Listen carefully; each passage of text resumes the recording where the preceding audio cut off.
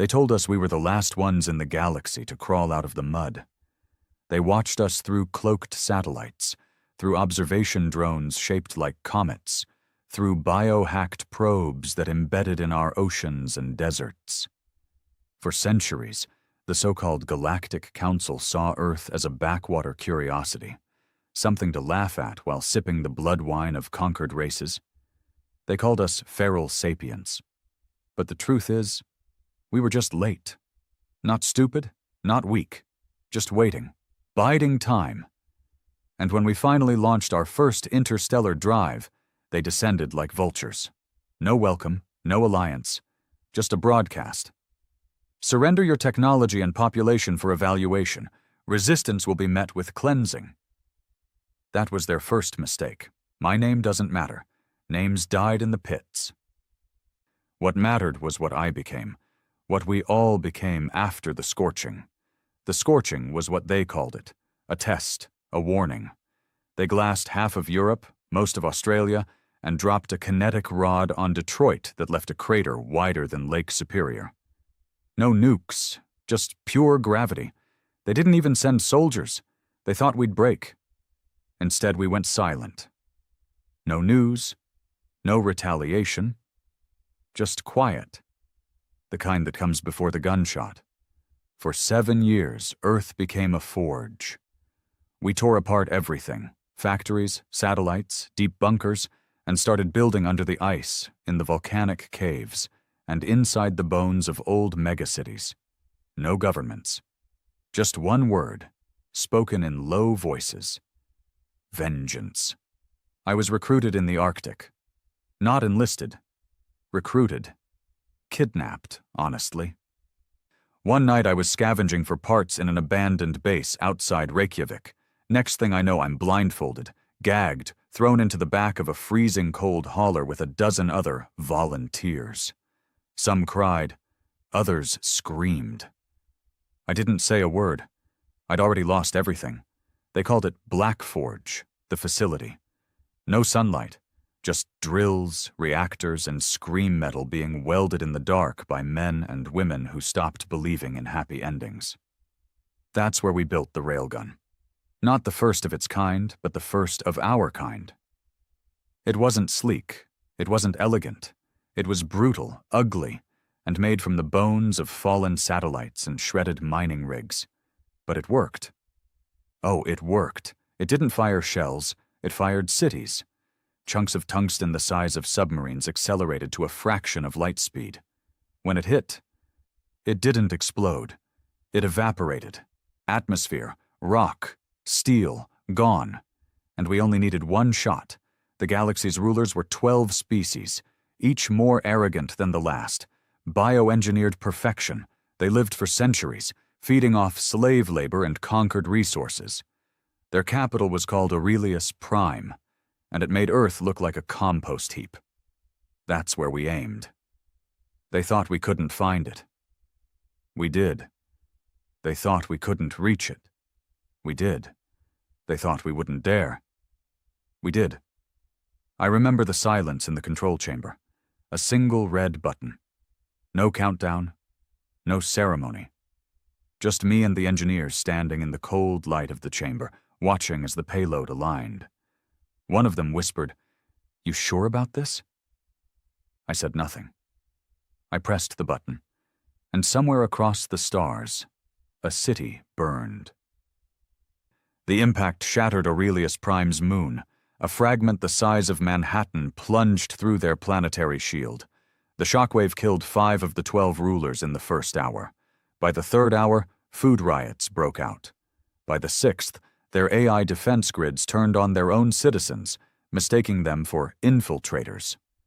By the next rotation, the galactic crown fell. That was just the beginning. Now they know what we are. We are not peaceful. We are not tame. We are not another species to catalog and cleanse. We are human, and we're just getting started. They didn't think we'd do it. That was the root of their failure. Aurelius Prime wasn't just a capital.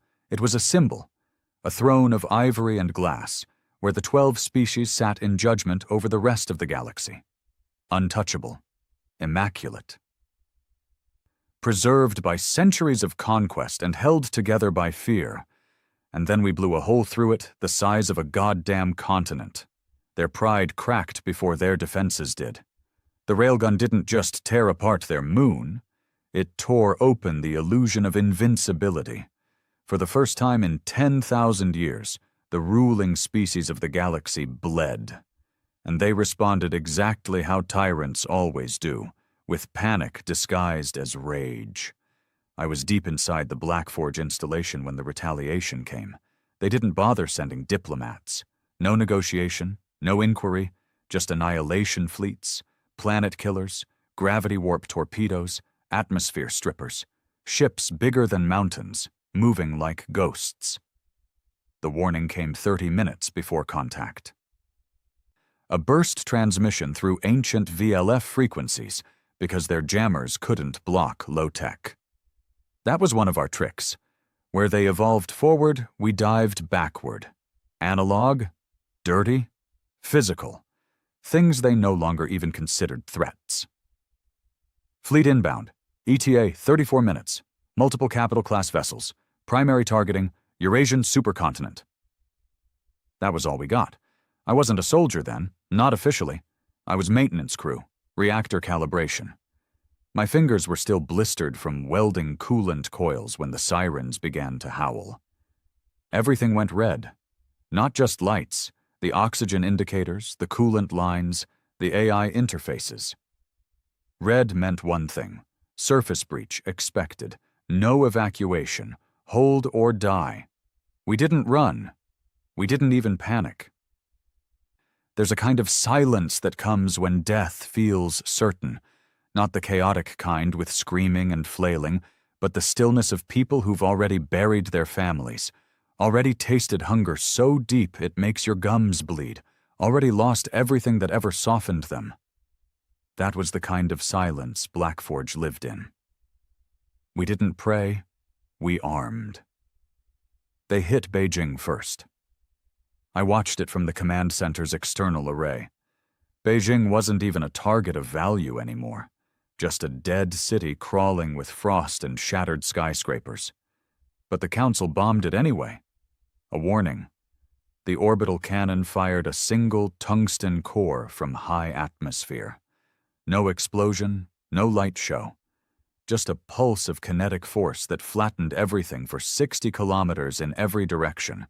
Not a building left standing. The crater steamed in the cold. Then they moved west.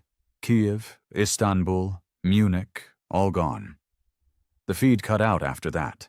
The next 20 minutes were nothing but static and muffled thuds, distant tremors shaking Blackforge's foundation deep beneath the Arctic bedrock. Then silence again. Until the screaming started in Sector 4. They sent in drop units, not soldiers, not like us. These things were bio-sculpted nightmares, 8 feet tall, armor grown into their flesh, spines like razors and no eyes, just heat sensors embedded in their skulls. They didn't talk, didn't hesitate. They weren't there to secure territory, they were there to cleanse. Sector 4 was a storage division. Non-combat personnel, engineers, technicians. One of the youngest recruits, a kid named Roan, 15 maybe, was on rotation there. His voice came through the intercom, ragged and wet. "They're in the vents. They're using the heat lines. Oh God, they're fast." Then static. Then silence. We didn't have time to mourn. The base commander, a woman known only as Matron, gave one order. "We hold. If they want a war, we give them hell." I was handed a rifle that still smelled of oil and fire. Standard issue, Blackforge Reclaimer. Semi-auto with chemical propellant. No energy weapons. They could jam those. No targeting systems. They hacked those too. This was war at its dirtiest, meat and metal. The corridors were narrow, designed that way on purpose, forced choke points, kill zones, the kind of layout that meant the invaders had to crawl over their own dead to get to us. And they did. The first wave hit us within minutes. No warning, just vents exploding, steel buckling, and monsters charging through the steam. I shot the first one square in the throat. Its blood steamed as it hit the floor, burning through concrete. They didn't scream when they died. That's what unnerved me most. No pain, no rage, just pure directive. Purge, purge, purge. We held for 6 hours. The air was thick with smoke and blood. My ears were ringing from constant fire. My shoulder dislocated from recoil, and I popped it back into place between volleys. I watched a man next to me, skin burned from acid spray, keep shooting with one arm. His name was Hark. He didn't say a single word the entire fight, just growled and pulled the trigger. By hour 7, we were down to knives and pipes. That's when Sector 7 collapsed. They breached the lower generator chamber, triggered a chain reaction. Half the base folded in on itself. Matron was buried under 3 tons of steel. They never found her body. Command fell to a man named Krieg, ex-military, scarred face, eyes like broken glass. He gave a new order: we die here, or we make them wish they did. That's when Protocol Reaper was activated. Not a weapon, not a retreat, a message. The full recording of Aurelius Prime's destruction, from impact to firestorm, and alongside it, a transmission in all galactic dialects. Simple, direct, final. We gave you peace. You gave us death. Now, you'll learn what it means to fear the dark. We launched the message into every relay node across their systems. Within 22 minutes, 12 billion beings across 5 species had seen it. And everything changed. The Galactic Council was fracturing. 2 species declared neutrality. One turned on the others, hoping to spare itself. And the others, the true tyrants? They doubled down. They declared humans a class null contagion, not a species, not a civilization, a virus, to be erased. But something unexpected happened next. The outer colonies started resisting. Not Earth's colonies. We didn't have any yet. Theirs. The Council had conquered hundreds of lesser races, forced them into labor and silence. But after they saw Aurelius Prime burn, after they saw the Council panic and falter, something inside them snapped. They remembered hope, and they remembered that humans fought back. That's when the whispers began. One word passed from system to system like a wildfire in the dark. Railgun. Not a weapon, a symbol. They didn't know our faces. They didn't know our names. But they knew we fired the shot that made gods fall. And they started rising. We didn't win that battle in Blackforge. We survived it. Out of 600 stationed, 74 made it out. I was one of them. We crawled out through the lower shafts, into the open Arctic night. The sky was full of fire, debris from orbital strikes, burning clouds, the remains of enemy ships shot down by desperate surface defenses. Krieg stood beside me, bleeding from his stomach, one eye swollen shut. He looked at the night sky, and he laughed. Not a happy laugh, the kind you make when you're too broken to scream. They thought we'd die quiet, he said. They were wrong. We were evacuated by a subglacial crawler. Half frozen, packed with survivors, we drove for 9 days under the ice, feeding on protein packs and melted snow. Every hour we expected a scan drone to catch us, or the hull to give out. But we made it to Facility 9X, one of the last remaining bunkers in the Canadian Shield. They welcomed us like ghosts returning from hell. And there, we learned the truth. The railgun strike was only the beginning. Command had built 3 more, hidden, mobile. Spread across the planet in pieces. We weren't retreating. We were arming. And this time? We weren't aiming at capitals. We were aiming at their supply lines, their breeding grounds, their fuel reserves. We were going to burn the roots of their empire to ash. We didn't have numbers.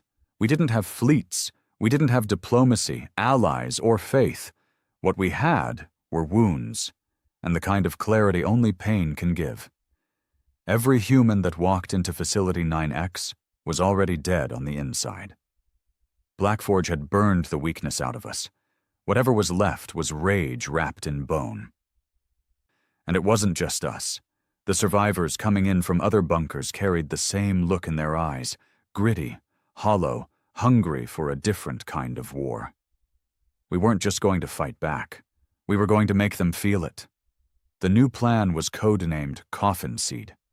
That was the kind of poetic madness only humans could come up with, because we didn't just want vengeance. We wanted it to bloom in their homes, spread like rot in the walls of their temples. The idea was Krieg's. Capital strikes wake fear, he said, limping on a crushed leg. But starvation? Collapse? Civil rebellion? That's how you end a dynasty. And he was right. We learned something in the ruins of Blackforge. Something no alien warlord had ever figured out. The Council's empire wasn't held together by honor or loyalty. It was held by control of supply. Food grown in hyperculture fields on moons, water extracted from cryo-worlds and ferried to desert colonies, FTL fuel mined from stars orbiting black holes and processed on world-sized refineries. And every last bit of it was dependent on trade lanes. We couldn't beat their fleets, but we could cripple what those fleets fed on. So we did what humans do best when the world goes dark. We became ghosts. We built the ghost ships from wreckage. They weren't pretty, but they didn't need to be. We found downed freighters, shredded council skirmishers, even a half-crushed terraformer abandoned in Antarctica. We gutted them, retrofitted them, replaced AI systems with analog controls, and carved out space for one thing: pain. Each ship carried railgun cores, scaled-down versions, not planet killers, but piercers. Designed to shoot straight through shielded hulls, leave a hole in the spine of a capital ship and keep going, manned by volunteers. But volunteer didn't mean what it used to. These weren't heroes. There were no uniforms, no glory, just men who had lost too much to stay still. I captained one of them. We called her the Widow's Cough. Why? Because when she fired, it sounded like a dying woman choking on metal, and when her round hit, someone across the stars buried their king. Our first target was Gothriel 9, a fuel distribution hub orbiting a red giant.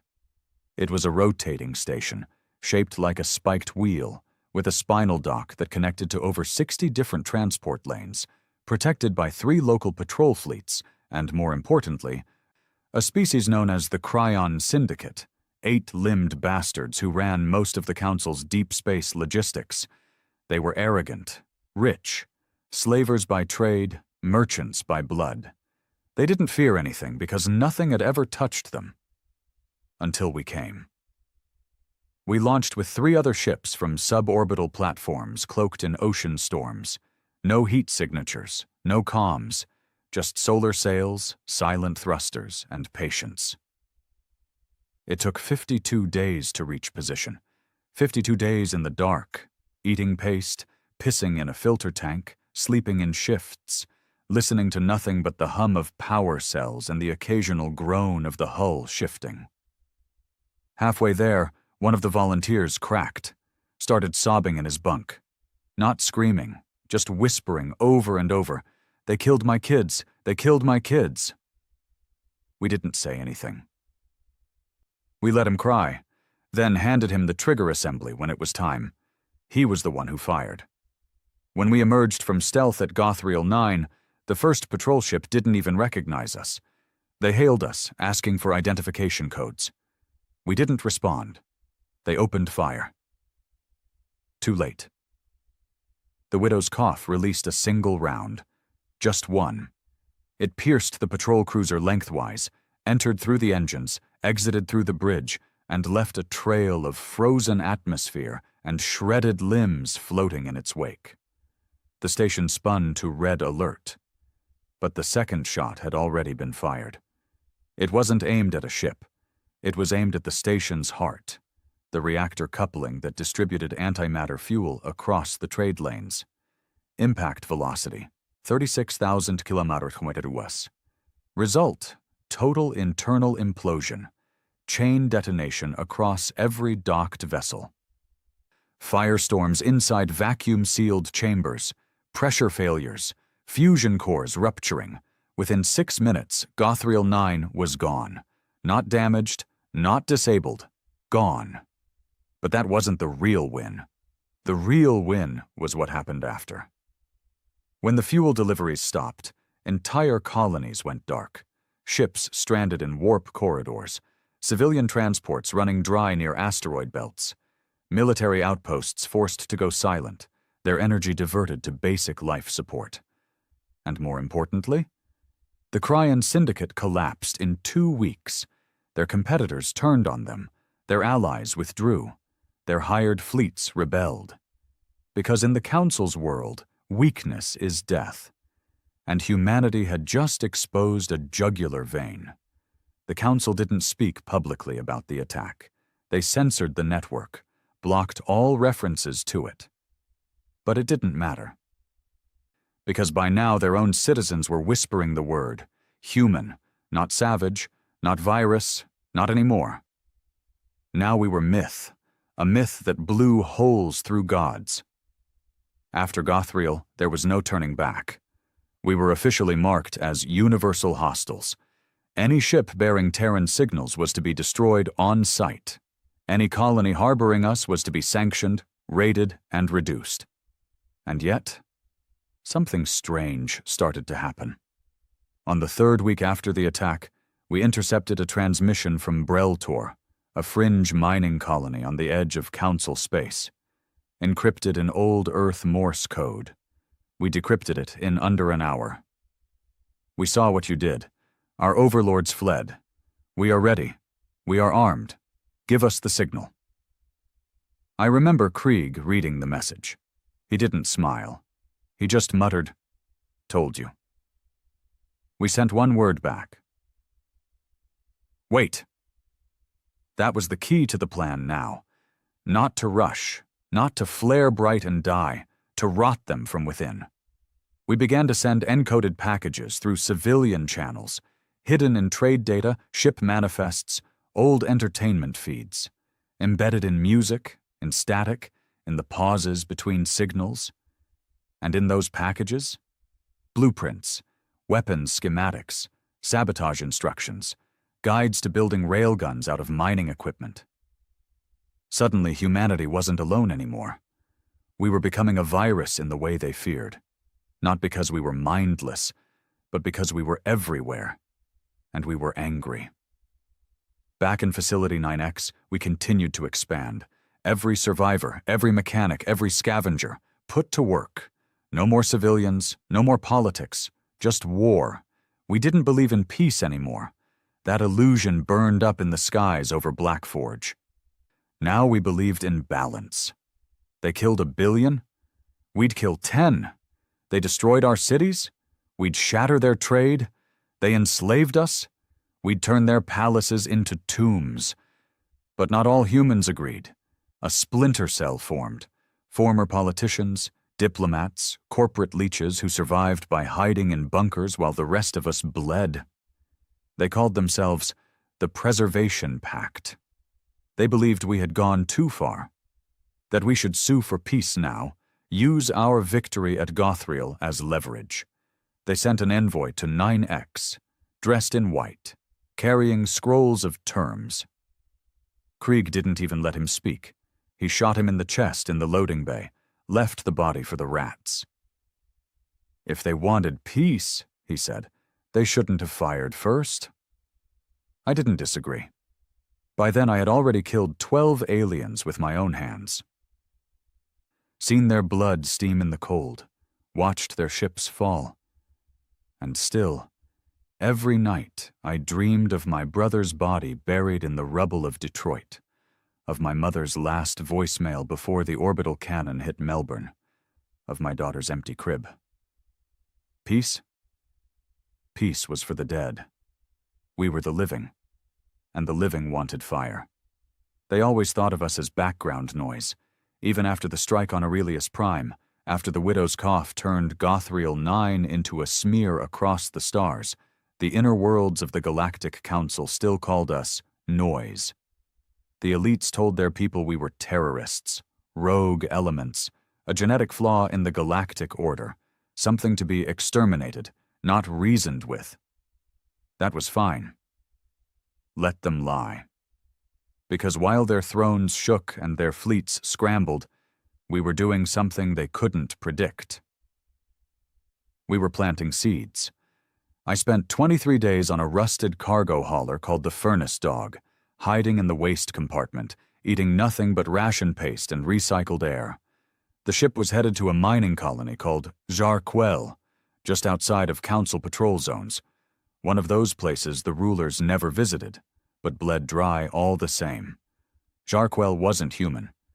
They were a species called the Quandori, thin-boned, six-limbed, skin like polished stone, treated like beasts of burden, worked to death harvesting crystallized energy cores used in Council starships.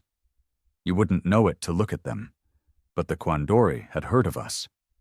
The moment I stepped out of the cargo hold, covered in filth, my railgun core wrapped in foam and hell, I thought I was going to be killed. Instead, one of them stepped forward, tall, scarred, wearing the ragged robes of a foreman. He knelt, not out of worship, but respect. "We saw your fire tear the sky. We saw gods fall. What do you need?" I didn't waste words. I unwrapped the railgun barrel and showed them how to make the Council bleed. In the 3 weeks that followed, 5 colonies revolted. Jarquel was the first. They waited until a transport vessel landed with guards and fresh extraction orders. Then they unleashed hell, improvised railguns built from mining drills, plasma cutters converted into rifles, armor made from broken loader frames. They killed the Council's enforcers in under an hour. They recorded it. And then they broadcast the footage through the Undernet, a smuggler-run comms network too decentralized for the Council to track. We are Quandori. We are not afraid. The humans lit the fire. We carry the torch.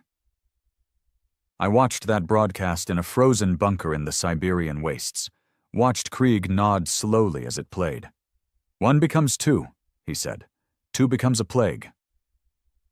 The Council responded the way cowards always do, brutally and far too late. They sent a decimation fleet to Jarquel. Standard Council doctrine, kill 10 for everyone that rises. They expected submission. Instead, they found the entire population evacuated into the tunnels. And at the heart of the colony's capital spire, they found something else. A core, wired with stolen antimatter cells and tied to a pressure plate. When the Admiral entered the command dome, the last remaining Quandori child stepped forward and whispered in her own tongue, "For Earth." Then the world blew apart. By the time news of Jarquel's explosion reached the Council's inner ring, 3 more colonies had declared rebellion, none of them human. We weren't just fighting now. We were infecting the galaxy with the idea that the Council wasn't invincible, that gods could die screaming just like the rest of us. And they hated us for it. Back on Earth, the 2nd generation of railguns were being prepped, no longer cobbled together in the dark. Now they were engineered, by men with scars on their hands and no illusions in their hearts, each one smaller, more efficient, portable enough to be smuggled in pieces aboard ships headed for border systems. We called them crown splitters, because that's what they did. Wherever we sent one, a throne cracked. Krieg put me in charge of Phantom Division, a unit built for infiltration, not direct assault. No ranks, no medals, just purpose. We weren't an army. We were a virus. I recruited from the worst places, the ruins of Johannesburg, the ash forests of Alaska, the undersea vaults near former Bangkok. Men who had killed before, men who wouldn't hesitate. Men like me. One of them, a mute with half his face burned off, didn't even have a name. We called him Grinder because that's how he fought. Close, brutal, no hesitation. He once took down a Praetorian enforcer with nothing but a mining spike and a cable. These were my brothers. We didn't speak much. But when we moved, entire planets shivered. Our first target was Vel Tirana, a council-owned world used for experimentation. Civilians didn't even know it existed. The entire surface was one massive facility built to test biological weapons on the council's own dissidents. They called it a correctional research world. We called it what it was: hell. We got in through a supply ship run by defectors, spent 4 days inside filtration vents waiting for the shift change. The things we saw there? Not even war prepares you for that. Prisoners with their spines fused to walls, test subjects injected with acid nanites, left screaming for weeks before they died. Children used to test sonic weapons that liquefied organs without touching skin. This wasn't control. It was butchery. We didn't sabotage Vel Tirana. We butchered it. Grinder led the charge through Lab Sector 7. No guns, just blades. We didn't plant bombs. We planted crown splitters in the reactor vents, in the fuel silos, in the cryovaults where council scientists kept themselves frozen between atrocities. We didn't leave anyone alive. They had chances to surrender. Some begged. We remembered the children in glass tanks. And we pressed the triggers. The blast from Vel Tirana took out 2 orbital satellites and cracked the planet's crust. The council couldn't hide that. They couldn't call it sabotage, because the prison logs had been uploaded to the undernet before the final detonation. Every file, every scream, every experiment. Suddenly, billions across the galaxy knew the truth. The Council wasn't a protector, it was a monster, and Earth had become the monster hunter. By now, human sabotage cells existed on every fringe world. Former Council subjects began reaching out, secret signals, offers of alliance. We didn't accept them all. Some were opportunists, but others had blood in their eyes. The kind that only came from seeing your people torn apart while the stars watched. We gave them blueprints, not just for railguns, but for resistance. The galaxy's balance was breaking. Trade routes collapsed. Rebellions sparked. And still, the Council tried to pretend they were in control. They passed new decrees, new execution laws, openly targeted any species caught harboring human sympathizers. One species, the Volari, refused to turn over a human cell hidden in their capital, so the Council bombed them from orbit, 10 million dead. And what did the Volari do? They hijacked a Council dreadnought and rammed it into a military academy on Hesser Prime. This wasn't our war anymore. It was everyone's. We had become the match, the spark in dry grass, and every time a new flame rose, the Council became more frantic, more brutal, more exposed. Krieg didn't live to see the 5th rebellion. He died in his sleep, heart finally giving out after years of pushing a broken body past its limits. We buried him in silence, no speeches, no flags, just a railgun core placed over his chest, because that's what he gave us, not hope, direction, and now that direction pointed forward, through blood, fire, and the bones of empires. I watched the stars that night from the bunker roof. Dozens of them streaked across the sky, not shooting stars, burning ships. The war was spreading now, not in waves, in fractures, and one by one, those fractures would collapse the crown. Not because we were strong, not because we were noble, but because we were the only ones willing to go all the way. And we weren't stopping. Not until the Council was dust. And every system remembered the name. Human. The universe had bled. Gothriel 9. Jar Quell. Vel Tirana. We'd left our mark like a trail of gunpowder winding through the stars. And the match had already been lit. But a trail only matters if it leads somewhere. Krieg's death hit us hard. He wasn't a politician. He wasn't a leader in the traditional sense. He was an iron-boned son of Earth who kept the fire alive in the darkest hours. When everything else crumbled, he stood like a goddamn mountain. And then he died in a cot. Heart collapsed under the weight of war. No explosions, no last stand. Just gone. That's when the splinters started to show. We had the fire. We had the rage. But what we didn't have anymore was direction. The colonies were rebelling. Alien species were joining the cause. Council trade was breaking down. But Earth itself was fracturing. Too many voices. Too many agendas. We'd spent years burning things down. Now we had to decide what the hell we were going to build. The arguments in the Arctic Bunker Council were loud, fast, and close to violent. Some wanted peace, thought we'd made our point. Others wanted to escalate, to begin attacking core council worlds. Some idiots, mostly corporate survivors who crawled out of cryovaults like roaches, proposed opening trade deals with neutral parties to establish interstellar diplomacy. They were nearly shot on the spot. I sat in the back of the war room while a dozen grizzled commanders screamed over each other, and all I could think was, we're going to lose, not to the council, to ourselves. Then the door opened, and he walked in. No one recognized him at first. He wasn't tall, didn't look like a soldier, wore a battered coat lined with solar fabric, eyes hidden behind cracked red lenses, beard like broken steel wire. He didn't say anything. Just tossed a battered data core onto the table. It pulsed. The holo lit up, showing an old orbital design, one we hadn't seen in over a decade. A black, angular dreadnought blueprint with reinforced hull segments and a spinal cannon housing larger than anything ever built on Earth. Some of the commanders leaned in, others sneered. "What the hell is this?" one of them asked. The man finally spoke.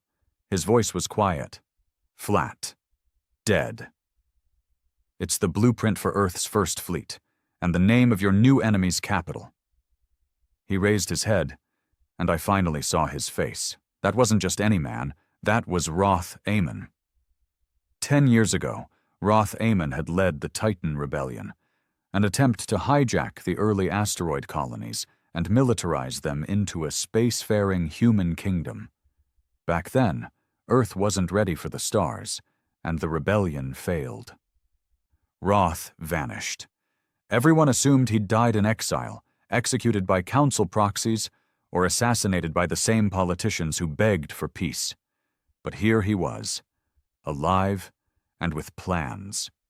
"The council has a fallback world," Roth said, dragging the holo forward with a flick of his gloved fingers. "They don't tell anyone about it. It's not on maps, not in trade records. It's not Aurelius, it's older, more fortified, more cruel." The image changed. A black world surrounded by orbiting rings, defensive arrays, thousands of kilometers thick. They call it Ophirion. It's where the remaining high-bloods fled after Aurelius burned. He turned to us. "That's where we end this war." There was silence in the room. Heavy, tense, because what he was proposing was suicide, a frontal assault on a planet fortified before Earth had electricity. Impossible. Insane. But the room didn't dismiss him, because the men sitting at that table were all the same kind of broken. We didn't care if it was impossible. We cared if it hurt them. Roth spent 6 hours explaining his plan. It wasn't elegant, but it was beautiful in its brutality. Step 1. Build the fleet, not to match them, to scare them. Step 2. Disrupt deeper infrastructure, communications, food routes, reproduction chains. Step 3. Hit Ophirion so hard the galaxy feels it in their bloodstream. By the end of the briefing, no one argued. Even the pacifists had gone quiet. And that's when Earth began to change. The new program was called Project Dustbringer. It took all remaining resources, everything left in Earth's fractured, buried tech hubs and poured them into a single objective: build ships that didn't just win. Build ships that humiliated. I was reassigned from Phantom Division to Hammer Corps, an elite strike unit embedded in Dustbringer's build zones. Our job was simple: security, but not from aliens, from humans. Because now that we were winning, everyone wanted a piece of the crown.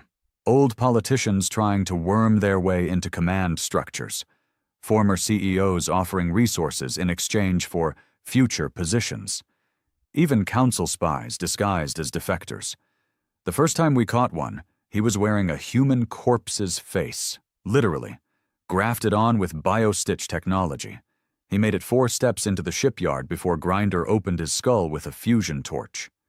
We didn't ask questions after that. We didn't give warnings. You crossed into Hammer Corps territory without clearance. You died. Period. The first prototype rolled out 119 days after Roth took command. The UNS Obsidian Silence. She was beautiful in the way cliffs are beautiful. Jagged, thick, blacker than night, with no windows, just sensor nodes, railgun housing, and heat sinks large enough to vent a fusion core into subspace. Her crew was hand-picked, all orphans of the Council's wrath. Her captain? A woman who hadn't spoken in 3 years since watching her family suffocate under orbital siege. She didn't need to speak. The Obsidian spoke for her. And when she did her first warp jump test run, every sensor in a 10-system radius caught the signal. The Council noticed, and they panicked. The Obsidian Silence wasn't alone for long. By day 172, Earth had 4 ships in the void. By day 209, we had 9. And each was meaner than the last. No diplomatic suites. No luxury pods, no safety rails, just blood, steel, and guns. That's when the rumors started among the resistance colonies. They weren't calling them ships. They were calling them Titans. The Council called an emergency summit. Not public, of course. But we had spies by then. We heard the panic. One of their prime ministers asked, "What happens if humanity builds 100 of them?" The response was, "Then we go extinct." Too late. We were already on number 11. Roth didn't celebrate. He didn't smile. He just stood at the shipyard every night, coat flapping in the cold, red lenses staring into the void. He didn't lead with speeches. He led by presence. And that was enough. Because when a man as broken as him refuses to give up, you don't either. I was promoted during this time, not because I asked. Because there was no one else left alive from Phantom Division.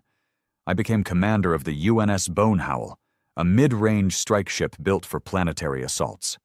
We were fast, ugly, understaffed. But we had a crown-splitter railgun that could punch through a destroyer's core. And we had nothing to lose. On our first mission, we raided a prison moon used to hold hybrids, genetically mutilated species considered impure by the Council's caste systems. We expected resistance. We expected horror. What we didn't expect was what the prisoners did when we opened the gates. They didn't run. They didn't scream. They sang, in their own languages, voices overlapping. And one of them, some freakish mix of insect and human, walked up to me, dropped to its knees, and placed something in my hand. A child's bracelet, human-made. I don't know what it meant. Maybe it was stolen. Maybe it was a reminder.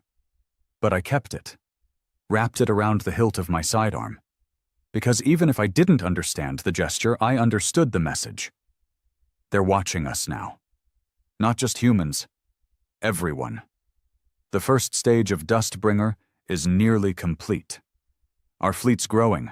Our plans are forming. And deep in the bowels of a facility built beneath the Atlantic Trench, Roth is preparing something else. Something darker. Something we're not even allowed to speak of. But I've seen the blueprints. And if he's building what I think he is, The next railgun won't fire tungsten. It'll fire planets. We thought we were the monsters. After Aurelius burned and the crown splitters began lighting up the stars like funeral pyres, we started to believe we were the ones writing the new laws of nature. That belief died with the obsidian silence. Her captain, Celine Vokar, had survived the orbital suffocation of her home. She hadn't spoken in years. Her silence became a legend. Her ship bore the same silence, but its voice was louder than thunder when it screamed. And it screamed in its final hour. We lost contact with the Obsidian on day 241 of the campaign. She'd been assigned to raid a trade corridor deep in the Eclipton Spiral, a region lined with decaying jump gates and abandoned council infrastructure. A shortcut for smugglers, a death trap for anything else. It was supposed to be routine. Scan the route, drop magnetic charges, snipe a few council runners carrying fuel cells and synthetic DNA codes. She jumped in with her escort, the UNS Bladewake, a fast-response corvette built for evasion and harassment. Only the Bladewake came back, half its hull missing, and every crew member dead except one. The survivor was a junior comms officer named Harlan Tour. He wasn't a soldier, just a relay tech, bookish, slim, the kind of guy who probably read old Earth novels between diagnostic runs. When the recovery team pulled him from the Bladewake's ruined core, he was strapped into a coolant tank, screaming. They thought he was injured, but he wasn't. Not physically. What broke him wasn't what hit them. It was what watched them burn. I was called to the debrief by Roth himself. That didn't happen often. He didn't like wasting time on reports. He either gave orders or funerals. But this one? He wanted to see it with his own eyes.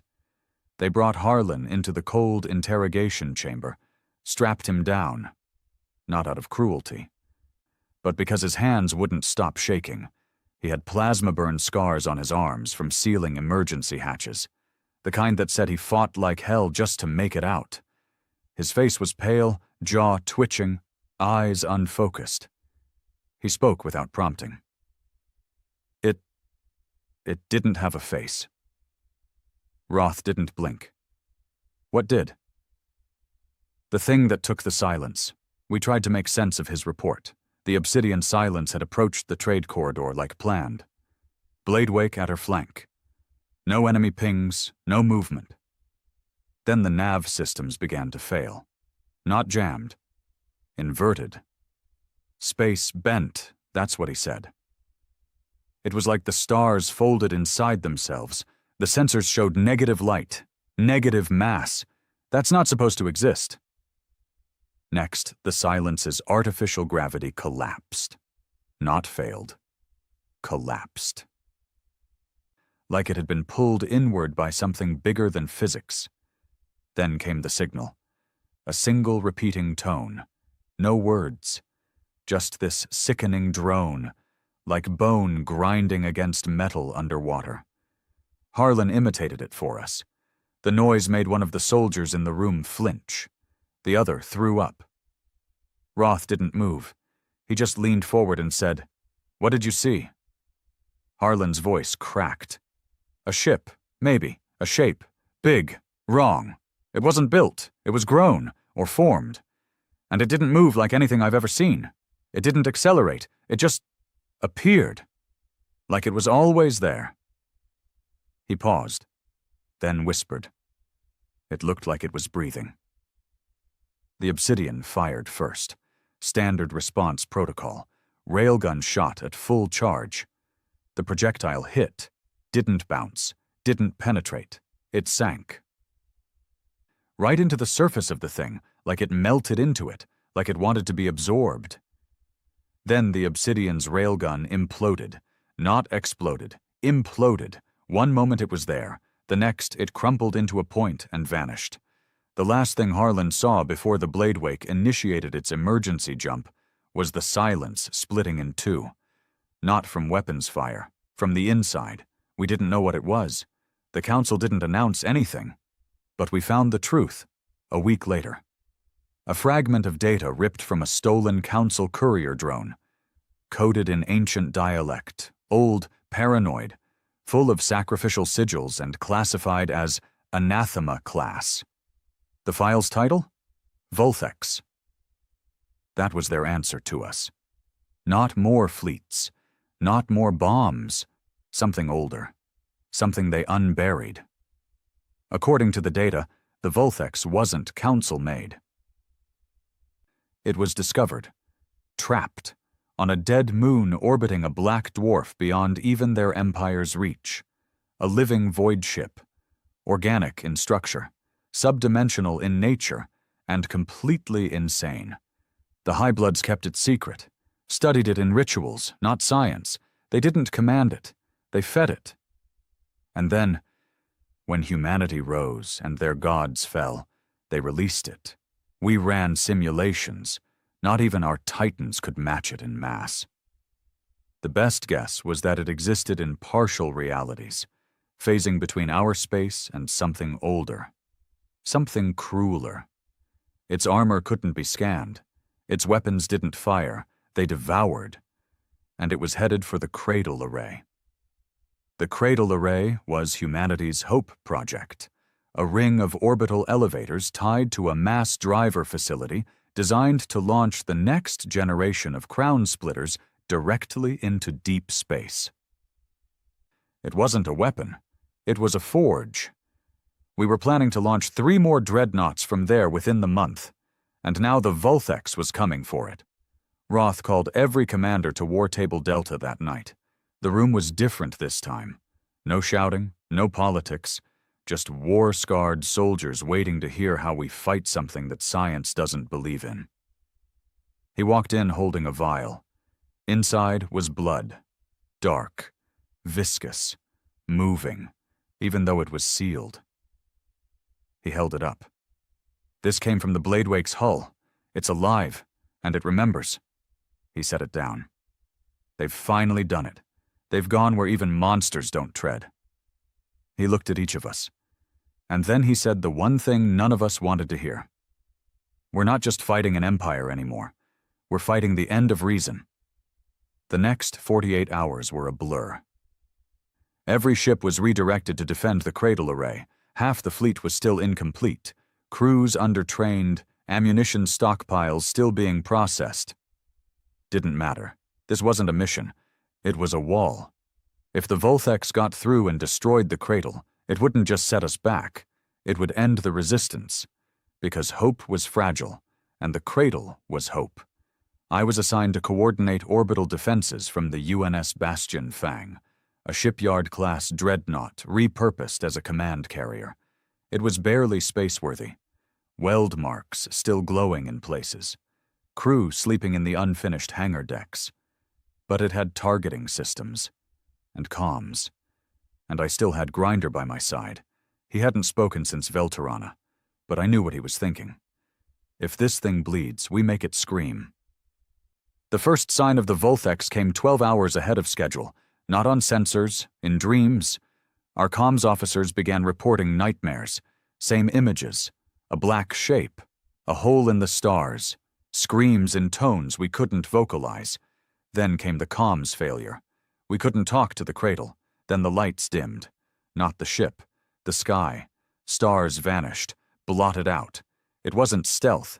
It was presence. The Vulthex had arrived. What followed wasn't a battle. It was an exorcism. We fired everything. Crown splitters, beam arrays, drones, torpedoes. Nothing hit. Everything warped before contact. The Vulthex didn't dodge. It warped space. But then, it hesitated. Near the Cradle, it slowed, hovered, like it was confused. That's when Roth sent the signal. The Widow's Cough 2, a refitted stealth bomber, slid beneath its hull and dropped something new. A fusion-tethered quantum shatter mine. Experimental, illegal even by our standards. It detonated, not in light, but in silence. And the Vulthex screamed, not in sound, in gravity. Ships shook, men vomited. A child aboard the Cradle was born blind from the ripple. But the Vulthex bled. Black tendrils burst from its side, and for the first time it moved like an animal. It fled, not far, but far enough. We didn't kill it, but we proved it wasn't invincible, and that meant everything. Afterward, Roth called it a lesson. They wanted gods. They found demons. We'll burn those too. We all knew this was only the beginning. The Volthex wasn't the last weapon the Council would unleash. It was only the first they were willing to lose. But they made a mistake showing us that thing, because now we weren't just building ships. We were building cages, and we were filling them with things worse than monsters. You don't survive something like the Volthex and come out clean. We'd faced monsters before. Slavers, tyrants, genetically modified nightmares that burned our cities and called it order. But the Volthex, that was other. That was the void looking back. Even as we licked our wounds and reinforced the cradle array, something colder began to seep through the cracks of our victory. Doubt. Not from the soldiers, not from the broken few still fighting with blood and bone, from the suits, from the survivors of the old order, the bureaucrats, the hidden ones, the ones who vanished when the orbital cannons hit Earth and crawled out of bunkers the moment we struck back. They were called the Preservation Circle now. Back then, they were the United Earth Authority. Globalists, economists, technocrats, the ones who handed our planet to the Council a generation ago to buy peace. They hadn't changed, just renamed, like rot under fresh paint. And they wanted the war ended, on their terms. I saw it first in whispers. Comm logs being rerouted, orders changed without authorization, convoys redirected, parts missing from shipyards, and then came the leaks. Confidential ops exposed on the undernet, secure blueprints of the Titans found floating on neutral colonies. At first, we blamed the Council's infiltration cells, until one of our own engineers caught a Preservation Circle delegate, bribing a technician to swap out a Railgun's core. Sabotage, internal, deliberate. That was the turning point. We brought the delegate into interrogation, thinking it would be routine. But the bastard walked in like he owned the place, hair combed, uniform pressed, a smile that didn't belong in a war room. His name was Draven Vale, former economic advisor to the World Trade Restructure Board before the scorching, now the self-appointed spokesman of the Circle. He didn't wait for questions. He leaned across the table and said it like he was doing us a favor. You've made your point. The Council's bleeding. But if we keep escalating, we won't have a galaxy left to rule. He sounded calm, like the deaths of our people were numbers in a spreadsheet, like the cradle array didn't nearly get swallowed whole by a ship grown from madness. I remember what I told him. We're not here to rule. We're here to bury the bastards. He just shook his head. You still think this ends with victory? It doesn't. It ends with extinction. Ours or theirs. And if we don't take the offer now, Earth will be uninhabitable by the time you're done. That word, offer, hung in the air like a bomb. We pressed him. Hard. That's when he admitted it. The Circle had been communicating with the Council behind our backs. They claimed to be neutral mediators. What they really were? Cowards trying to buy a seat at the next table. And the price? They'd agreed to deliver Roth Amon. Roth didn't flinch when we told him. He didn't yell, didn't scream. Just stood there, staring out at the hangar bays, watching ships get welded under the thunder of arc fire and sweat. Then he said something I'll never forget. They think we're building a fleet to win a war. But what we're building is a warning. One that echoes after we're dust. We asked what he wanted to do about Draven Vale. He didn't answer. He just walked out. Vale disappeared 2 days later. No alarms, no trace. We assume he was processed. I didn't ask, because I agreed. This wasn't just about council or conquest. This was about cleaning the bones. No parasites, no politicians, No survivors with silver tongues and soft hands. Only builders, only burners. But the circle didn't stop. They were like roaches in the walls. Every titan had someone whispering from the shadows, offering bribes, promising promotions, begging for surrender. Even I got one, slid under my door in a sealed packet. No return address. Just a message. You've done enough. Let us handle what comes next. You deserve rest. Inside the envelope was a voucher, a shuttle ticket.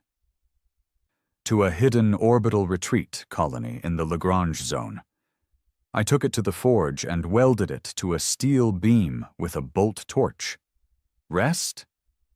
We'd rest when the last council throne was a ruin, and the last whisper of the old world was ash. But things were getting worse, not on the front lines. Inside, Earth itself was cracking. Resource shortages, overworked labor camps, civilian rebellions in abandoned cities where food wasn't reaching fast enough. Not because we lacked supply, because the circle was choking distribution. Passive sabotage. Let the people starve, and they'd beg for peace. Let the resistance crumble from within, and they'd step in to save it. They were playing the long game. We didn't have time for that. So Roth gave the order, one that even shook us. Declare the circle as collaborators. No trials, no warnings. If they wear the sigil, put them down.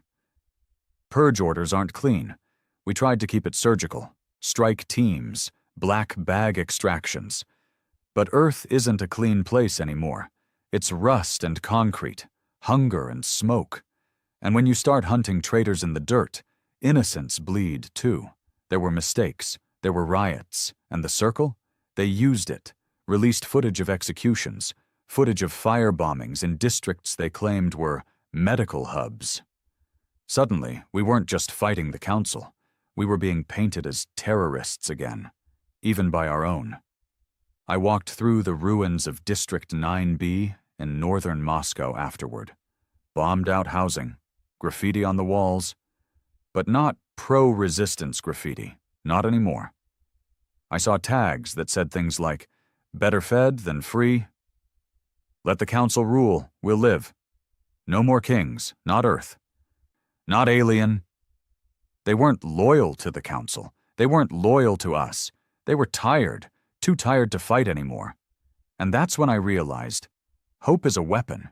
If we didn't give it back to them, we'd lose, not to an alien empire, to exhaustion. So Roth changed the play. We didn't just purge the circle. We exposed them, hacked into their comms, leaked every back-channel agreement, every signed deal, every lie. And most damning of all, the recordings. Of them laughing over Earth's surrender. Of them calling us rabid dogs with bullets. Of them negotiating terms to sell the cradle array to the council in exchange for partial species sovereignty and the right to limited planetary development. That broke the spell, because now everyone knew. The circle didn't want peace. They wanted the leash back. The public turned. Not instantly, but steadily. The underground posters changed. Now they said, they ruled with chains. You rule with fire. Let the stars fear us. Council, circle, both die. Even the neutral colonies that had stayed out of the war began feeding us info, coordinates, defectors, old weapons caches from the first orbital era. Because if we were the last madmen left standing, at least we weren't liars. Still, the damage had been done. We were bleeding resources. The inner cities were starting to crumble under the weight of the war. The shipyards were working double shifts, and crews were sleeping on concrete under fusion lights because there weren't enough barracks. And the Volthex hadn't returned yet, which meant it wasn't dead, just watching, waiting. Roth knew we needed more than silence and fear. He knew the people needed a face. Something to believe in. So he stepped onto a podium for the first time since his rebellion. No broadcast suits, no prepared speech, no anthem, just him, a camera, a cracked lens, and his voice. He said, They offered us extinction with manners. They wanted us dead, quiet, obedient. The circle fed us to them like cattle. We didn't burn our world to lose it. We didn't build these guns to bow again. If they want peace, they can dig for it in their graves. We're not stopping. Not until there's nothing left of their crowns but ash and static. It wasn't broadcast across the stars. It didn't go viral, because we didn't need it to. We played it in the labor yards, in the ship bays, in the ruined cities, the places where hope was bleeding out. And when it finished, men picked up their tools, women strapped on rifles. Children stopped crying and started building again, because Roth didn't ask for trust. He gave us a direction, forward. Now the circle is gone, the council is bleeding, and Earth is rising, not clean, not whole, but hungry. And now we're ready to stop surviving. We're ready to start cleansing. It started with silence, not the kind you expect during war, not the silence of exhaustion or the lull after an orbital strike. This was the kind that settles over a place just before a scream. Facility K-27 was our pride. A hidden arc factory buried 2 kilometers under the Andes, pumping out pieces of our next-generation dreadnought, the UNS Grave Path. Bigger than the Obsidian Silence, meaner, equipped with a prototype double-barreled crown-splitter spine cannon. K-27 was where we bent the universe around our will. And then it went dark. No comms failure, no reactor breach, just silence. And then came the blinking distress signal, old-school Morse code. 3 words, repeated again and again. God inside gates. At first, we thought it was a glitch, some low-level technician playing games with outdated protocols. But Roth didn't treat it like a joke. He read the transmission once, stared at it for maybe 5 seconds, then looked to me. You're taking the Bastion Fang. Full security loadout. No delay. I asked him why. He didn't answer at first, just said one word. Nyx. Nyx wasn't a person, not exactly. She was a council asset, an infiltrator class born from a program we barely believed existed, biological fabrication with quantum cognition, part synthetic, part bioflesh, entirely weapon. She didn't wear disguises. She didn't need to.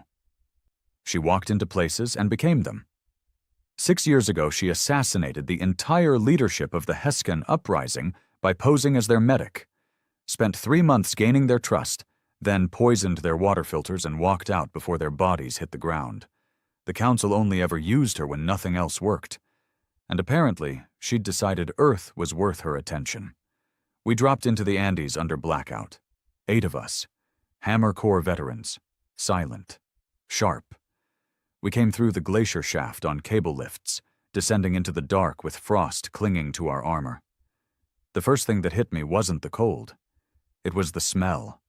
Burned meat. Ozone. Blood. We reached subdeck 3. No power. Emergency lights flickering. The hallway walls were streaked with something dark. Not just blood, marks, symbols, old alien scripts. Ones I'd only ever seen in scavenged council databanks. Roth later confirmed they were pre-council dialect. Ritualistic, forbidden even by their own kind. They said things like, unclean birth, entropy's bride, memory eats flesh. We found the first body in the generator room, stripped naked. No wounds, no visible trauma. But his eyes were gone, not removed, missing. Like they'd never existed. His dog tags had been fused into his throat, literally fused, molecular bonding like high-temperature welding. Another body had fingernails driven into their own chest like a makeshift prayer, and someone had carved one word into the wall above them. Look. We tried accessing the surveillance system. What we found was worse than no footage. The cameras had been looped. Same 5 seconds, again and again. The main corridor. Empty. Red lights flickering, then a blur, then a shadow that wasn't a shadow, then static. The deeper we went, the more wrong it felt. No signs of breach, no forced doors, no external hacking, and yet all 314 staff were missing or dead. We found a few alive. Well, breathing. One of the engineers had clawed out his tongue and jammed himself into a coolant pipe. Another curled in a fetal position, whispering in a voice that wasn't his. "She's here, she's here, she's here, she's here." We sedated him. Barely. His pulse was 220 BPM. His blood had changed color. We reached the central forge chamber at 0300 hours, where the Gravepath's spinal cannon was being assembled. And there she was. Nyx, standing in the center of the darkened forge, barefoot, wearing a technician's uniform soaked in blood. Her eyes were pitch black. No sclera, no iris. Just darkness that shimmered like oil. She didn't run, didn't speak. She just stood there, hands folded, staring at the unfinished cannon like it was a sleeping god. Grinder raised his rifle. "Down." She didn't flinch. She just smiled. A slow, horrible smile. "Hello again, Kane." She wasn't talking to me. She was talking to Roth. We didn't fire. Not immediately. We were trained killers, but Nyx wasn't something you approached without knowing the play. She lifted her hand. Index finger coated in some kind of ash. Bone white. And she drew a circle on the ground. Not random. Deliberate. Inside the circle was a symbol I'd only seen once, during the Vulthex encounter. A spiral that folded into itself. We later found it encoded in Council Blacksite texts under a label. Category, Null God. Subdesignate, Eater of Pattern. We advanced. 3 meters in, I gave the order. Grinder fired. Direct chest shot. Armor-piercing round. She didn't move. The bullet slowed mid-air, folded in half, and vanished. She blinked. The lights blew out. We lit torches instantly. She was gone. But the circle was still there, glowing. And the cannon? Missing. The entire fusion-forged railgun spine. Gone. Like someone had deleted it from existence. We evacuated immediately. 2 men didn't make it. One slit his own throat in the elevator, the other stepped into the gravity chamber without a suit. We never found his body. Back on the Bastion Fang, Roth met us personally. Not angry. Not surprised. Just grim. I told him what she said, called him Kane. He didn't respond, just stared out the view window at the shipyards below, then whispered, "She was my sister." It didn't make sense. Nyx wasn't human. She couldn't be. But Roth explained. Not everything. Just enough. Before the scorching, before the Council revealed its full claws, Roth had been part of an off-world genetics initiative. One meant to build cognitive warforms using human DNA, spliced with recovered alien fragments. Project name, Seraphim. He was one of the developers. And Nyx? She was Test Subject 0, born in a vat, raised without voice, trained to interface with psionic structures buried beneath Council outposts on Saturn's moons. She wasn't his blood sister, but he raised her like one, until the project was sold out. To the Council. By the same Earth technocrats who later formed the Circle. They took her, changed her, twisted her, made her forget. Roth thought she'd been destroyed during the Europa collapse. He'd buried the files, buried the past. But now she was back, and she'd stolen our most powerful weapon before it was finished. Why? We didn't know, but we had a guess. The Vulthex hadn't returned, which meant it was waiting, and now we had proof that the Council wasn't just experimenting with monsters. They were breeding them, training them, unleashing them. Nyx wasn't a spy, she was a conductor, and she was going to deliver our cannon to the Vulthex, to learn from it, to mimic it, to build a weapon that could collapse cities without firing a shot. We needed to get ahead of them. So Roth made a call I didn't expect. He reopened Project Graveborn. A weapons program even he'd shut down. Something we had buried in shame after what it did to the test subjects. Because we needed something that could track Nyx. Not with sensors, not with AI, but with blood. The hunt has begun. Across abandoned moons, across cursed battlefields and derelict council temples, we're chasing a ghost wearing our past like a skin. And Roth? He doesn't sleep anymore. He just sits in the black of the war chamber, watching Nyx's face flicker on screen, whispering one word like a curse. Sister. When you build a monster to fight monsters, you don't expect it to look like you. You expect claws, fangs, something you can point to and say, that doesn't belong in this world. But Graveborn didn't look like that. He looked like a man. Until he didn't. We found him in Vault 0A3, buried beneath the Mariana Core array. Caged for 5 years in a cryo-seal, surrounded by radiation dampeners and reinforced soulstone pylons, old tech, deep myth, stuff we barely understood but trusted enough not to touch.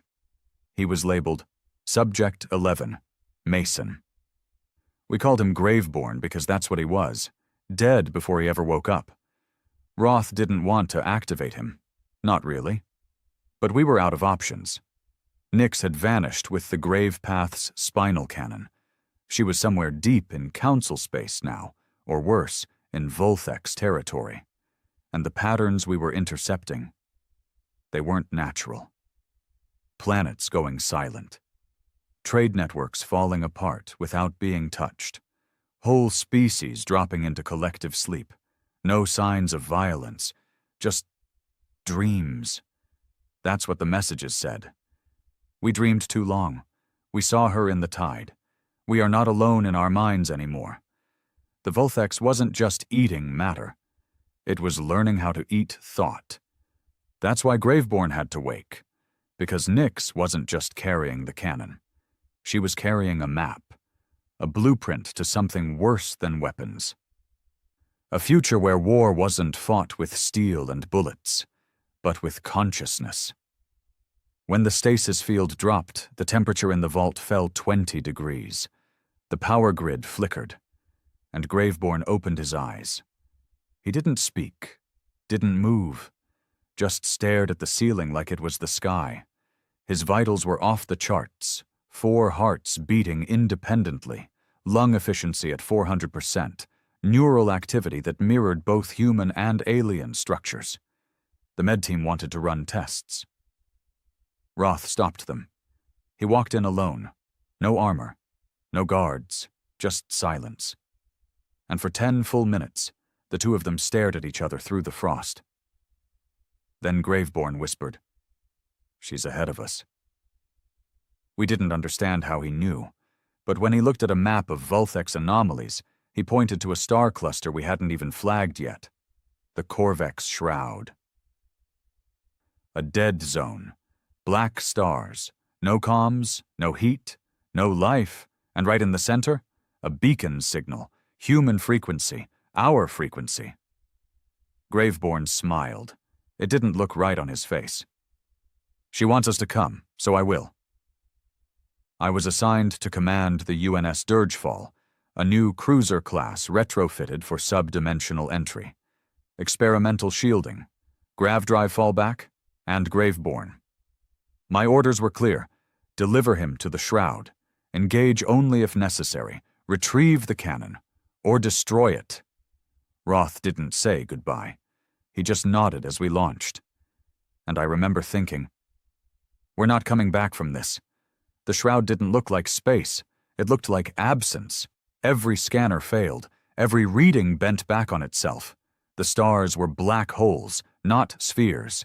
And inside it, something massive, not moving, just waiting. We drifted for 6 hours before anything responded.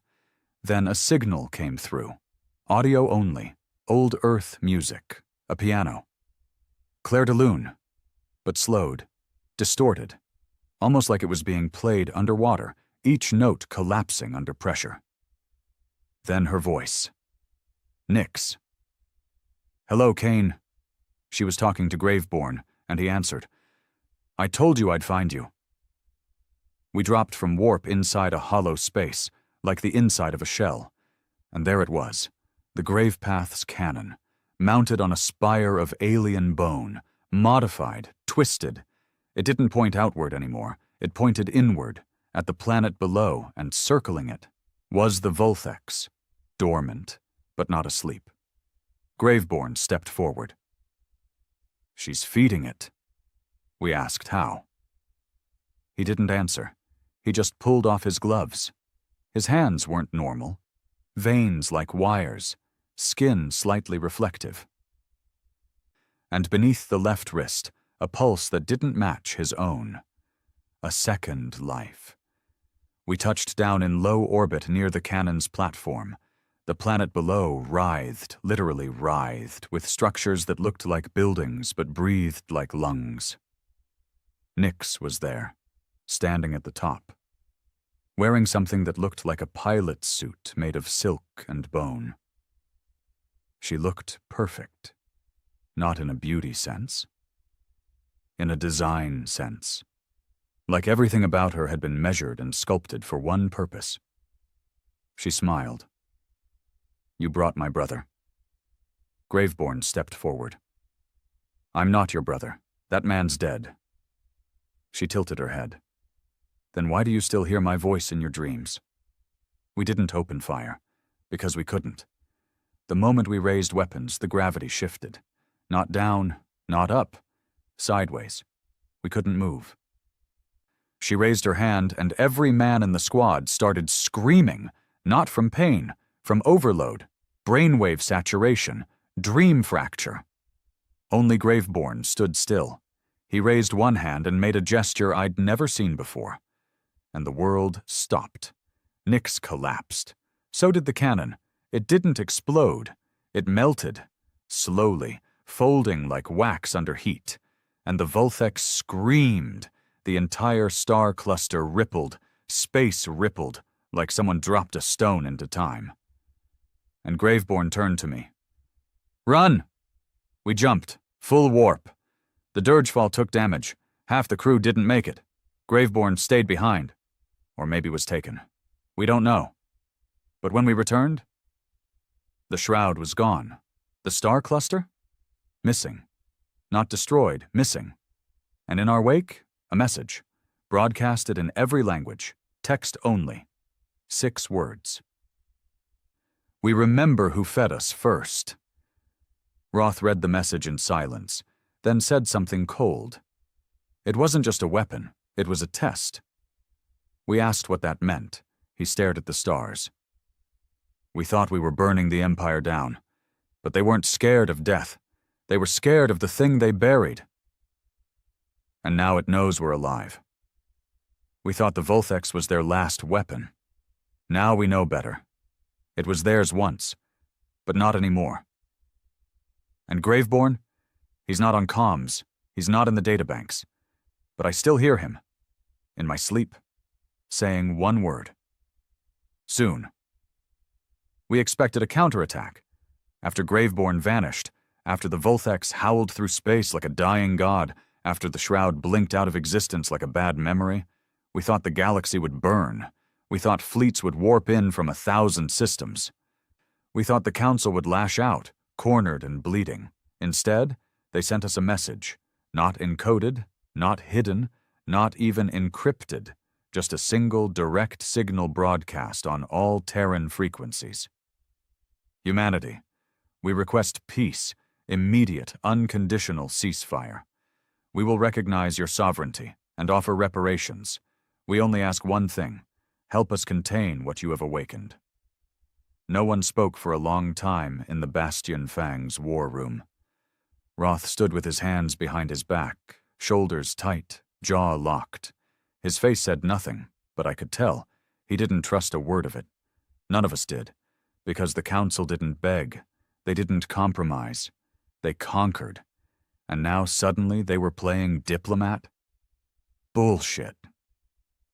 Still, we listened.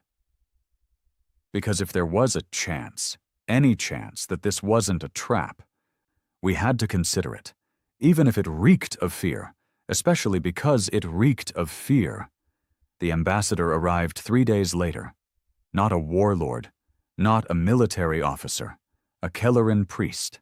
Species, translucent flesh, bioluminescent blood, triple-lobed hearts, deep into biopsionics. They didn't speak with mouths, they used aura resonance. Basically, they made you feel what they meant, and you were supposed to interpret it correctly. We had translators, of course. But that wasn't the hard part. The hard part was surviving what the ambassador projected. Because the moment they entered our chamber, everyone in the room felt the same thing. Dread. The kind that sinks into your marrow. The kind of fear that doesn't make you sweat or panic. It just makes you still. Like prey waiting for something in the tall grass. The ambassador didn't sit. They hovered, and through the resonance field we all heard a voice, not theirs, not human, not anything we could label, just a whisper. It dreams again. The council was broken. The Kelleran didn't hide it. They showed us entire systems gone dark. Council fleets drifting in orbit with no minds left inside. Planets where the oceans had frozen not from temperature, but from entropy collapse. Stars dimming, reality tearing. "You woke it," the ambassador said. "You fired the first nail into the old skin." They didn't blame us. That was the worst part. They didn't even hate us anymore. They just feared what was coming. The Vulthex had been a piece of something older. Something buried. We hadn't just awakened it. We'd fed it. With our rage. With our weapons. With our war. We asked what they wanted. The ambassador's resonance pulsed like cold metal. "The last god sleeps beneath a fractured moon. We do not speak its name. We only bury it." They showed us a location. Jar's Ring, a shattered planetary system beyond the edge of the mapped spiral. Graveborn had mentioned it once, called it a wound in the galaxy. The ambassador confirmed. "The wound is spreading. You must help us seal it." Roth didn't respond immediately. He paced the war room in silence, watching as the hologram of Jar's Ring rotated slowly above the table. Finally, he said, "We didn't fire the railgun to become janitors for your old sins. We fired it to survive." The ambassador nodded. They understood. "Help us, and we will give you access to the cradle stars, resources beyond your imagining, technology forbidden even to the Council's upper caste." I stood beside Roth, arms folded, watching the Kelleran pulse with quiet desperation. They were dying. And they knew it. They weren't offering peace because they wanted peace. They were offering it because they had nothing else left to offer. But even that wasn't what convinced us to act. It was what came next.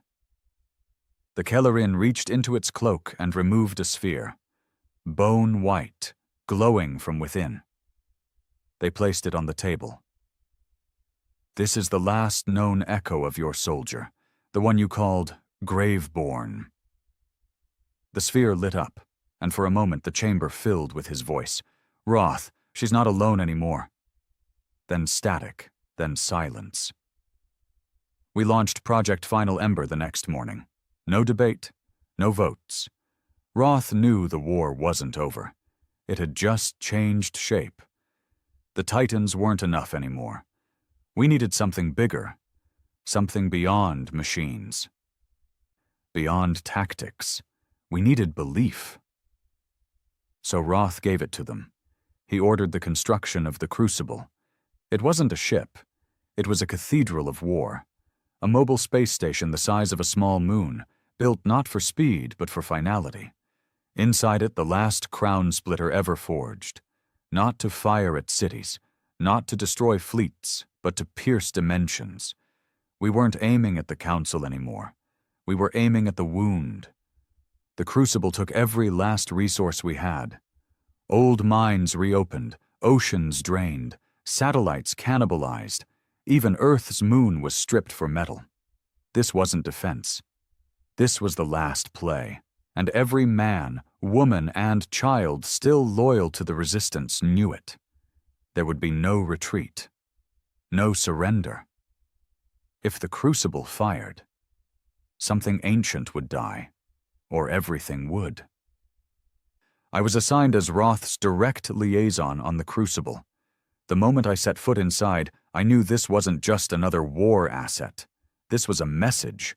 Steel arches shaped like ribs, halls lit by blood-red glow glass, engravings on every bulkhead, names of the dead, names of the fallen cities, names of the Council's sins, and at the heart of it all, the cannon. It didn't look like a weapon. It looked like judgment. The Council's fleets joined us. What was left of them, anyway. Some species refused. They still hated us. But others? Others finally saw the truth. We weren't the villains. We were the last wall between the void and everything that still breathed. Nyx had vanished completely. No trace, no signals. But Graveborn's echo. It repeated sometimes through the Crucible's systems. At random, no source, just his voice, low, tired. Not her anymore. Not since the dream walked in. We didn't know what it meant. But I felt it. The change in the air, in the sky itself. Like gravity had started whispering. Like the universe was waiting. Jar's ring came into view after 19 days of slow subwarp. The crucible exited into an orbital graveyard. Shattered moons, ruined ships, bones. Yes, bones. Drifting in perfect preservation, some miles long, unrecognizable shapes, skulls that weren't skulls, jaws with teeth made of stars, limbs with arms growing out of arms, and in the center of the broken world, a hole. Not a crater. A hole. Black. Pulseless. Perfect, like the universe had forgotten to fill it in. The wound. The last god's tomb. As we aligned the crucible, systems began failing. Not from damage, from rejection. Circuitry blinked off. Hulls groaned. Some crew began crying uncontrollably. Others screamed themselves into seizures. Whatever was in that hole, it didn't want us here. And then we heard her. Nyx. But she didn't speak through speakers. She spoke in our heads. I tried to show you mercy. Now I'll show you silence. And then, on the surface of the ruined moon, she appeared, walking out of the black, wearing Graveborn's skin, but not him, not anymore. He walked beside her, eyes hollow, face blank, and in his chest, the cannon core, still glowing.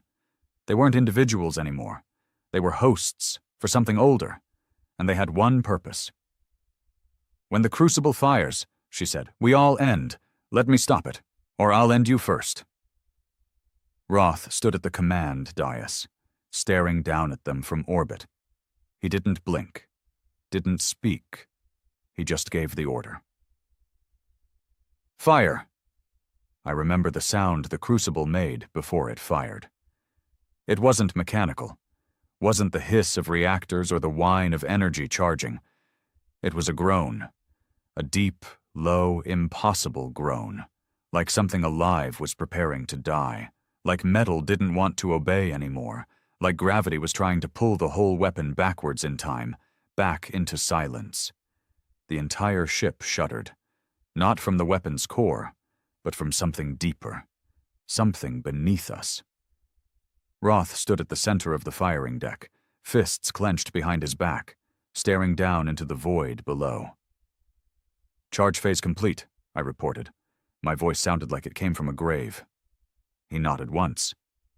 Fire. And with that word, Earth sealed its fate. The Crucible's final railgun wasn't built to kill ships. It wasn't meant for flesh or steel. It was meant to tear dimensions, to pierce the wound at Jar's ring, to puncture the prison of the last god. It didn't fire tungsten. It fired a rod made from core-grafted void stone, laced with neutronium, wrapped in quantum-locked chainlight. a material we barely understood and could never replicate again. The round launched at 0.83 C. It vanished from our sensors after 3.4 seconds. And then, the universe screamed. No one moved, no alarms, no explosions, just the scream. Not physical, not auditory, mental. Everything in your head broke. I saw men collapse, blood pouring from their noses, their eyes. Others just stopped breathing, hearts seized. One of the senior nav officers tore out her own throat. She didn't even scream, just leaned forward and unmade herself. Outside, the black hole in the center of Jar's ring didn't implode. It opened, it folded back, and behind it, there was no space, there was no light, just a shape. Huge, endless, impossible, made of limbs that weren't limbs, teeth that circled into themselves, a body that didn't obey symmetry or reason, and a face. No, not a face. An idea. And it looked at us, not with hatred, not even recognition, just curiosity. Like a child watching ants build a fire, the crucible lost gravity. Time dilated. For 4 minutes, we were outside time. I looked across the deck and saw 3 versions of myself. One dead, one older, one still frozen. Roth didn't blink. He stood in the storm like a statue carved from war. The bridge windows were no longer showing stars. They showed history. Ours, theirs, all of it. Empires rising and falling in reverse. Ships forming from rust. Bodies reassembling in loops, one by one. The crew collapsed, not from wounds, from exposure. Then came Nyx. She emerged from the open wound, dragging what used to be Graveborn behind her like a chained dog. His body was wrong, stretched, cracked, held together by logic that no longer existed. The cannon we lost to her? It wasn't a weapon now. It was a mouth, embedded in his chest, gnashing, feeding, on time itself. And Nyx? She laughed. Not human, not alien, not sound. Her laugh was the removal of sound. "You fired a warning shot," she said, "into the mirror. Now it knows you're here." Roth finally moved. He stepped forward to the edge of the command dais, leaning on the rail, staring down at her. "Then I'll show it what we are." He pressed the failsafe. The secondary trigger. The crucible had never been designed to fire just once. Its true purpose? A second pulse. One that turned the dimensional cannon inward. A suicide shot. Not to kill the god, to collapse the pocket it lived in, to cut it off. But it needed time, 15 minutes. Nyx launched first. She didn't fly, she arrived. Next to Roth, next to me, next to the cannon, at the same time. Her body split into reflections, each one moving through a different thread of time. One version was wounded, one was on fire, one was still human. I fired at all 3. Only the one on fire dropped. The others bled light. Graveborn followed. He didn't walk. He unfolded into existence, screaming in silence. The thing in his chest fired a pulse. It wasn't heat. It wasn't pressure. It was deletion. 3 decks of the crucible ceased to exist. Not destroyed, just gone. Erased from probability. We fought. Not to win. To hold. Grinder was there. Bleeding from both eyes, holding the eastern reactor line with nothing but a fusion cutter and a bomb vest. He never said goodbye, just nodded. Then triggered the vest. Took out 2 Nyx reflections and a chunk of the cannon's lower chamber. Time bled. Reality stuttered. Ships orbiting the crucible began aging backwards. Messages arrived before they were sent. And all the while, the god watched. Not with eyes, with memory, and we felt it, our deaths, our futures, our extinction, over and over. Roth stood in the core chamber now, palm over the second pulse. Nyx crawled toward him, body glitching, screaming in voices not hers. "You're nothing. You were born from dirt. I was made from design. You are rot in a dying story." Roth didn't flinch. He looked down at her, and for the first time I saw it. Pain. "You were my sister," he said. "I raised you to be free. And you let them make you their leash." He pressed the trigger. The crucible screamed. So did we. So did the wound. The second pulse didn't fire a projectile. It fired ourselves. Every thought, every moment, every death, we poured into the hole like liquid memory, and behind it, the god recoiled. Not in pain. In confusion. We were small, but we had done something it hadn't expected. We resisted. The crucible collapsed. Time folded inward. The cannon was the last to go, and in the last second, I saw Nyx reach for Roth. Not to kill him, to hold him, to remember. And then she was gone. We awoke later. Somewhere. Somehow. The crucible was gone. But we were alive, at least some of us. Grinder's vest was found floating in subspace. Roth's body was never recovered. The cannon's core? Vaporized. But the wound? Closed. Across the galaxy, systems stabilized. Stars burned again. Planets awoke. But not without scars. Some places never returned. Others came back, wrong, and deep in the coldest corners of space. The echoes still pulse. Waiting. Listening. And in my sleep, sometimes I hear her. Nyx, not screaming, not laughing, just whispering, "It still dreams."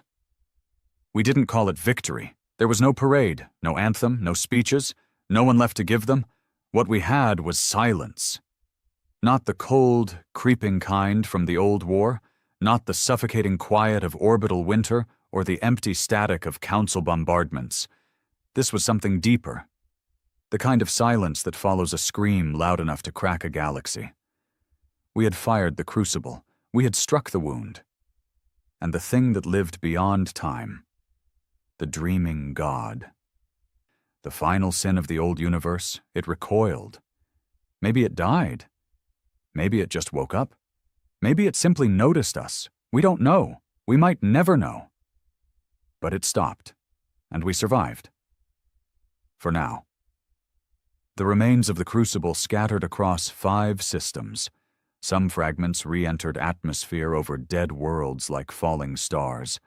Others vanished into warp eddies, never seen again.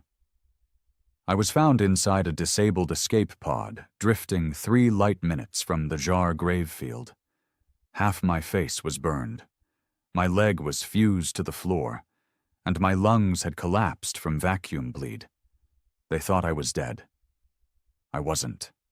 Not yet. I spent 19 days in a coma aboard the UNS Devotion, the first of the re-entry class med ships.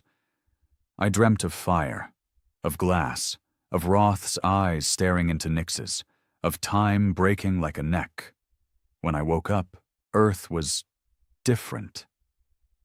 The first thing I noticed, people whispered again, not in fear, not in obedience, in reverence, about the crucible, about Roth, about what he did. They didn't call it a ship anymore. They called it the last prayer. And Roth? They didn't call him a commander, or a warlord, or a traitor to Earth's old governments. They called him the Flame Father. At first I thought it was propaganda. The survivors had built him into a martyr.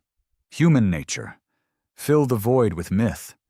Paint fire in the shape of a man so you don't feel alone in the ashes. But then I saw the message. The one Roth left behind. Buried inside the crucible's central processor. Quantum split into fragments. Hidden from every security system. Accessible only by retinal match.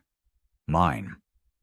They brought me into the chamber 3 weeks after I regained movement. The engineers had reconstructed the crucible's core hub from salvaged black box fragments. Inside was a data shard, cold, heavy, old-world alloy. I touched it, and Roth's voice filled the room. No intro, no drama, just his voice. Quiet, hoarse, scarred. If you're hearing this, I'm dead, or worse. If the crucible fired, then we forced something ancient to blink. That means there's still hope. But don't mistake survival for peace. We want a moment, not a future. The council will crawl back, and something deeper may wake again. So I'm leaving you this. One final truth. The recording cut to black for 10 seconds. Then it returned. Not video, not even audio.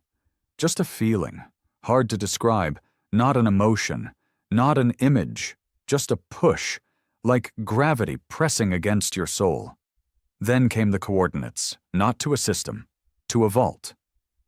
Back on Earth, one we'd sealed before the war began. The moment I saw it, I understood what Roth had done. He didn't just plan for the crucible, he planned for what came after. The vault was located in the Antarctic shelf, buried 2 miles beneath a dead glacier. We reached it with a team of 12. 7 were from Hammer Corps. The rest were civilians, rebuilders, engineers, remnants of the Resistance Science Division.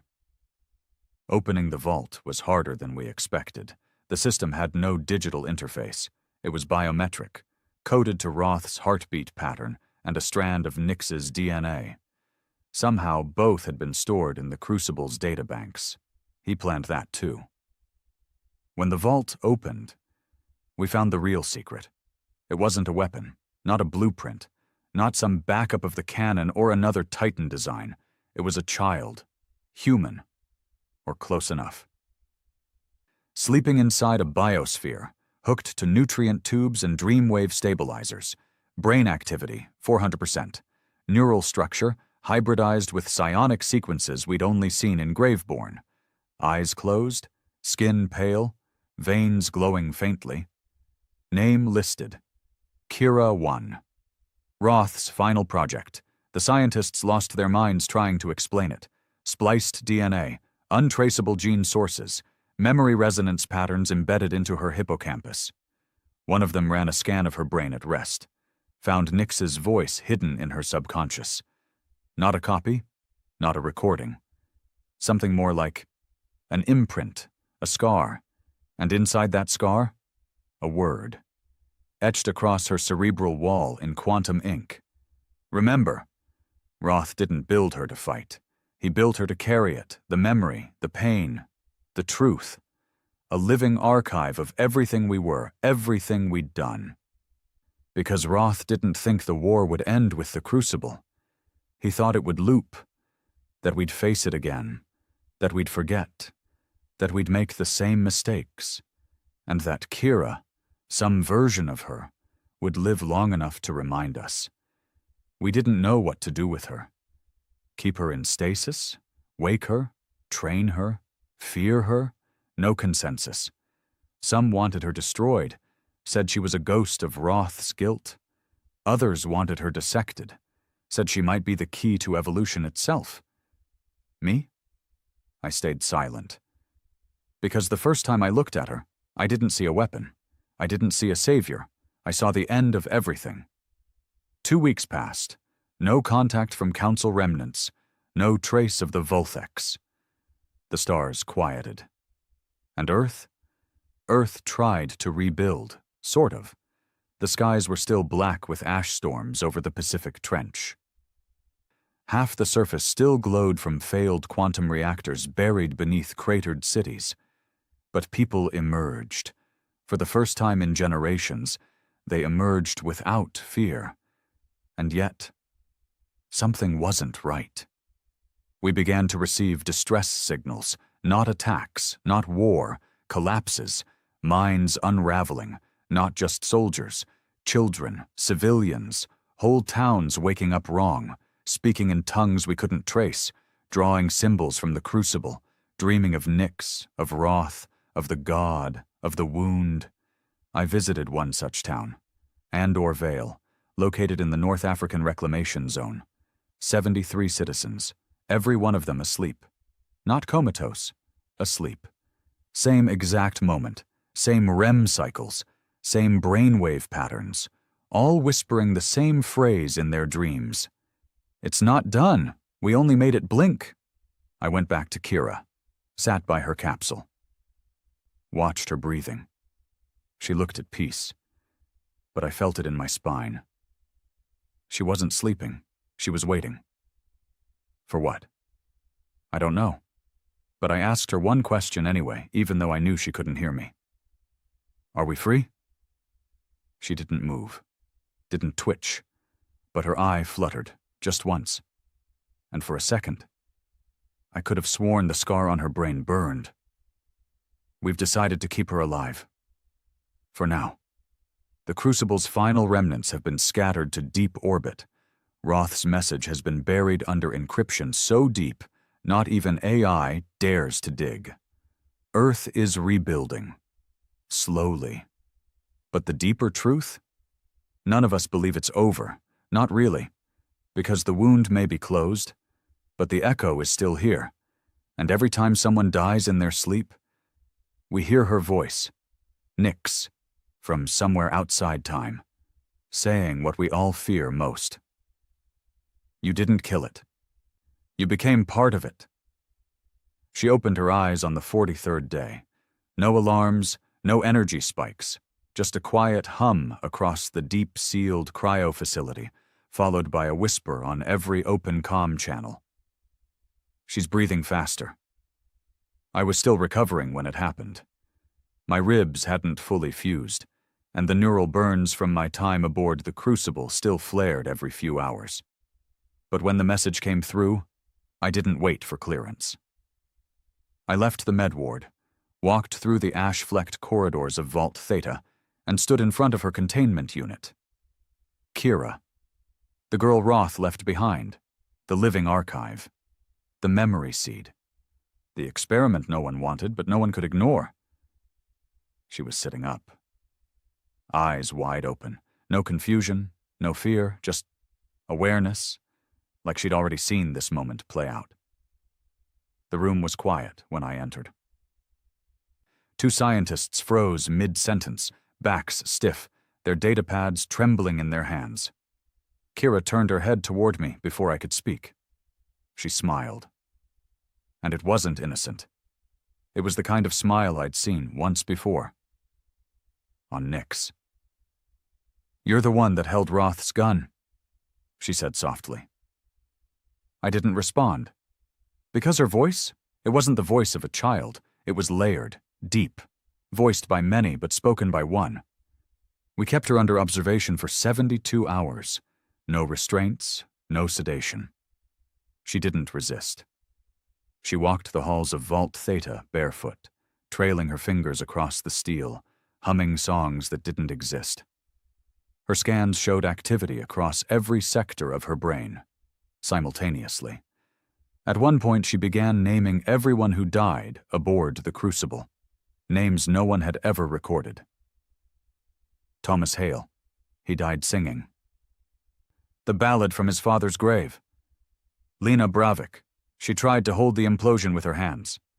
Jonas Eckert, he remembered the name of his dog before his heart stopped. No one corrected her, because we knew she was right. Outside the vault, Earth was shifting, not politically, physically. There were new magnetic anomalies in the upper atmosphere, artificial weather patterns forming over ruins, entire dead zones where communications failed, only to resume 3 days later with pre-recorded transmissions from people who were never there. And worse, people were starting to change, not visibly. Inside. Sleepwalking, speaking in tones that didn't match their own languages, bleeding from their ears with no trauma, drawing shapes in dirt that looked like the Crucible's core schematics, without ever having seen them. We called it Echo Syndrome. Unofficially, at first. But by the end of the 3rd week, the term was used in every military and medical protocol across the planet.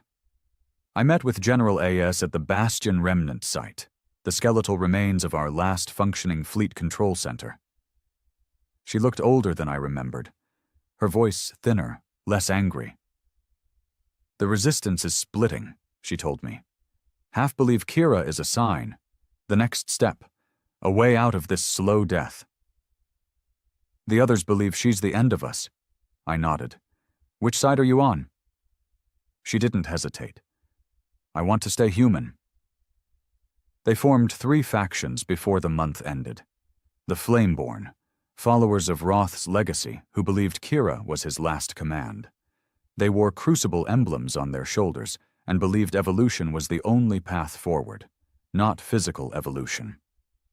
Consciousness evolution, a shared memory, a new way of being, the bastards of Earth, former Hammer Corps, loyal to the scars, not the ideals. They didn't trust the Council, didn't trust the Crucible, and sure as hell didn't trust Kira. They believed Roth had made a mistake. Then there were the Null Hands. They didn't believe in anything, only oblivion. They worshipped the wound itself, said what we fired at wasn't a god, but the end of gods. They wanted to finish the job, not survive it. I kept my distance. I was too burned, too used, too full of broken memories to join another banner. But Kira kept calling for me. Not literally, not vocally, in dreams. I'd wake up in a sweat, remembering her voice in the dark. "You held the railgun. You still do." "Do you know what it really fired?" "It wasn't tungsten. It was us." The 6th week after her awakening, she stopped eating. Didn't fade, didn't weaken, just stopped needing food. Instead, she sat in the vault atrium for 11 hours each day, eyes closed, hand raised, as if feeling vibrations no one else could sense. We tried removing her from the space. Didn't work. Every time we tried to lead her away, something in the lights changed. Something in the walls. One of the guards started aging in real time, skin cracking, hair falling, before collapsing as a skeleton. Another simply vanished. I saw it. He walked toward her with a stun baton, took 1 step, gone. No trace, not even dust, and still. She never showed fear, only pity. "You want to be free of gods," she whispered one night to the camera feeds, "but you're still looking for kings." You didn't kill the wound. You became its echo. And I'm what echoes become. That night, I made a decision. I went to her alone. The vault guards didn't stop me. They just looked away. Not in fear, in guilt.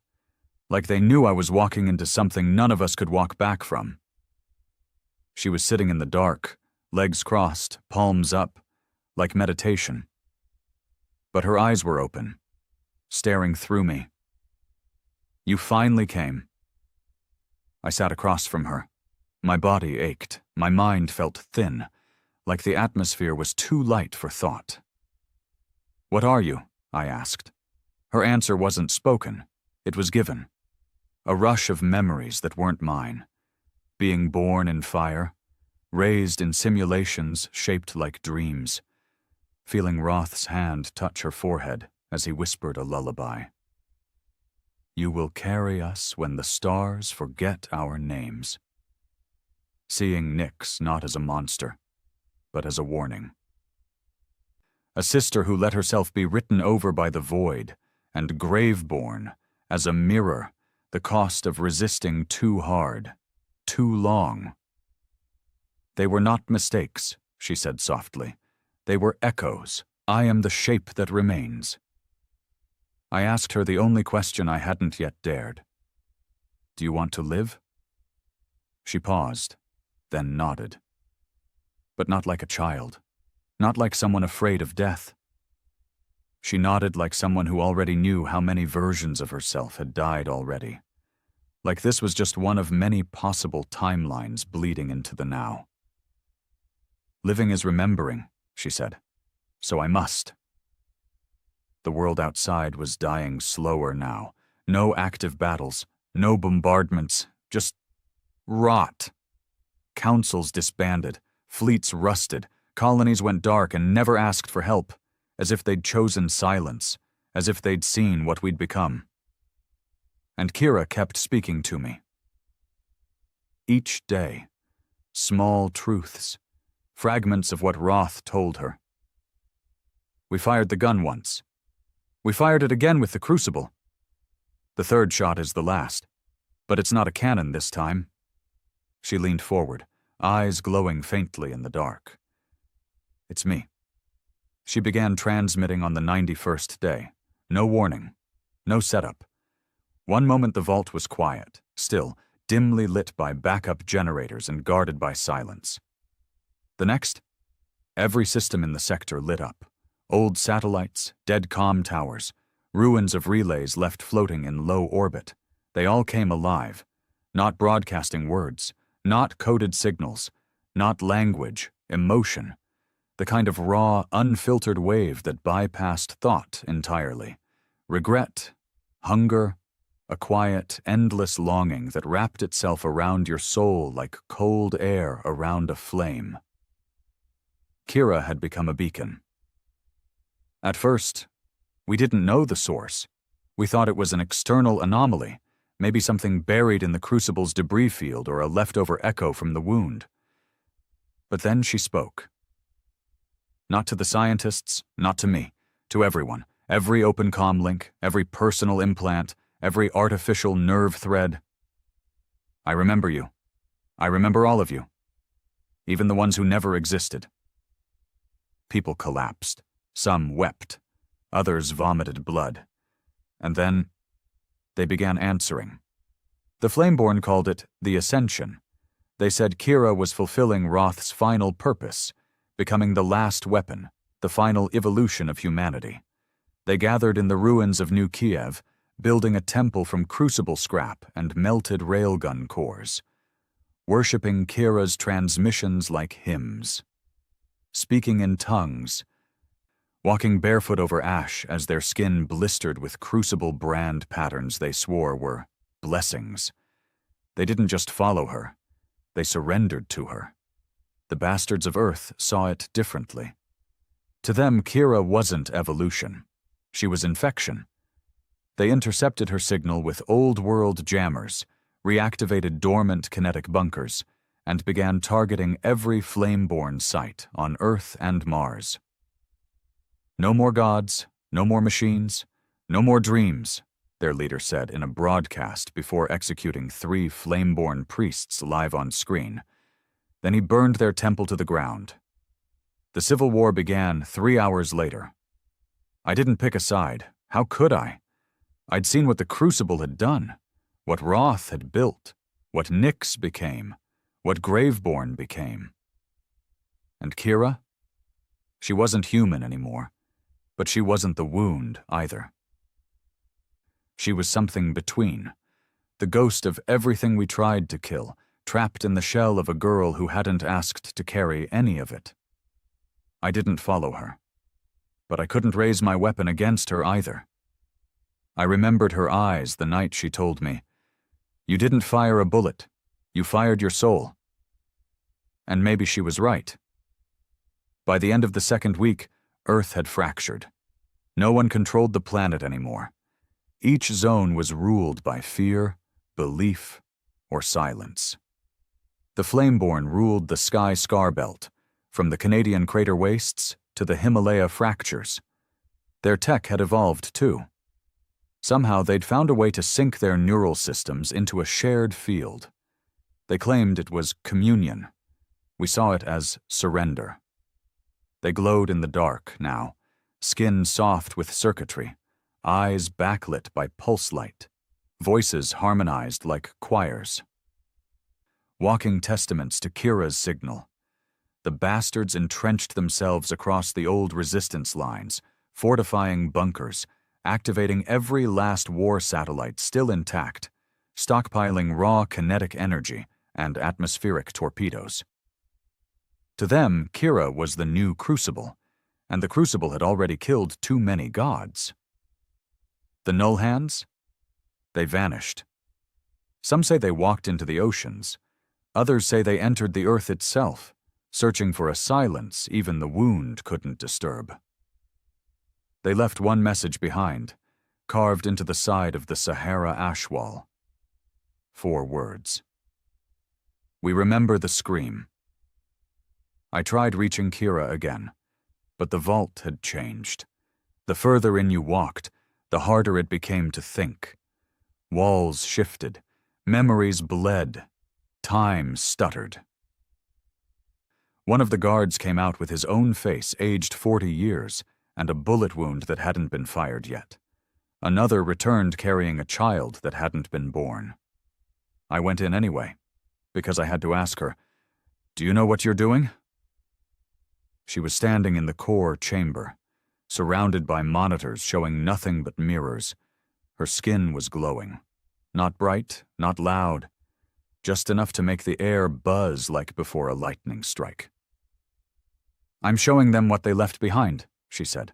"I'm teaching them to remember, so we don't become the Scream again." I stepped closer. My legs felt heavier with every step. "You're breaking them." She looked at me. Sad. So sad. "They broke themselves the moment they stopped dreaming." I reached out, half expecting my hand to phase through her. It didn't. Her skin was warm. Real. But her heartbeat? It echoed like there were too many hearts inside her. Or none at all. "This ends one way," I said. "With someone pulling the trigger." She nodded. "Then it should be the one who fired first." "You held the railgun. You pulled it when we woke the wound. Now it's yours again." She pressed something into my hand, a shard of black metal. Cool to the touch, heavy in a way that memory shouldn't be. "If you still believe in what we were, aim it at me. If you don't—" She didn't finish. She didn't need to. I left the vault. And the war had already escalated. Cities burned. Old Titans were dug out of deep storage and reactivated by the bastards, stripped of their higher AI, driven manually into flame-born zones like sledgehammers through temples. Kira didn't stop them. She didn't retaliate. She just kept broadcasting. Across every frequency. Across space. We don't know how far, but the Council did. Because on the 100th day, we got a transmission we hadn't expected. A Council vessel, damaged, barely flying, requesting asylum, requesting access to Kira. Their envoy was not like the old ones. Not diplomatic, not smug, just tired, burned. Eyes hollow. His message, simple. We tried to evolve too. But we didn't remember ourselves. You have. That's why she matters. Help us understand, or we all end the same way. We didn't answer, because no one was in charge anymore. By the time I returned to command, the bastards had begun prepping the old planetary weapon. Project Hades, a solar lens array meant to burn the entire atmosphere of any world with enough focus time. They aimed it at Vault Theta, not to kill Kira, but to erase her. And they sent me one message. "If you believe in humanity, you'll stand down." I didn't respond. Instead, I went back to the vault one last time. Kira was waiting. This time she wasn't alone. Children sat beside her. Not hers, not soldiers, just children. Dreaming, smiling, some of them flame-born, some bastards. One wore a crucifix, one held a council relic. None of them fought, none of them hated. They just listened. And Kira? She sat among them like a teacher, or a prophet, or maybe just a memory in the shape of a girl. "This is what we lost," she said. "The ones we were supposed to protect. And now you have to choose if they inherit our scream or our silence." I held the shard she gave me. It pulsed. Not in heat, not in light, but in choice. If I activated it, it would release an EMP across the entire vault, shattering the signal, ending her transmissions. Ending her.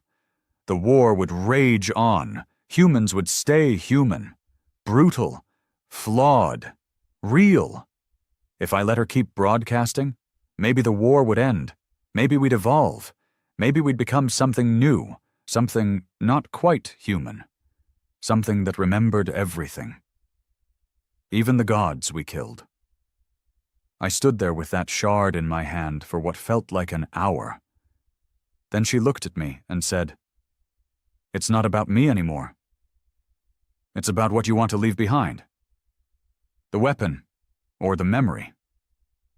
And I still haven't chosen.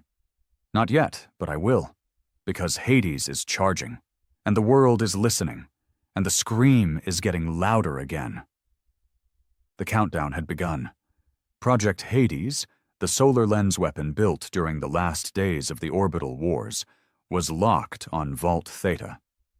The bastards of Earth had charged it for 36 hours, aiming to unleash a directed sun lance powerful enough to vaporize the vault and everything inside it.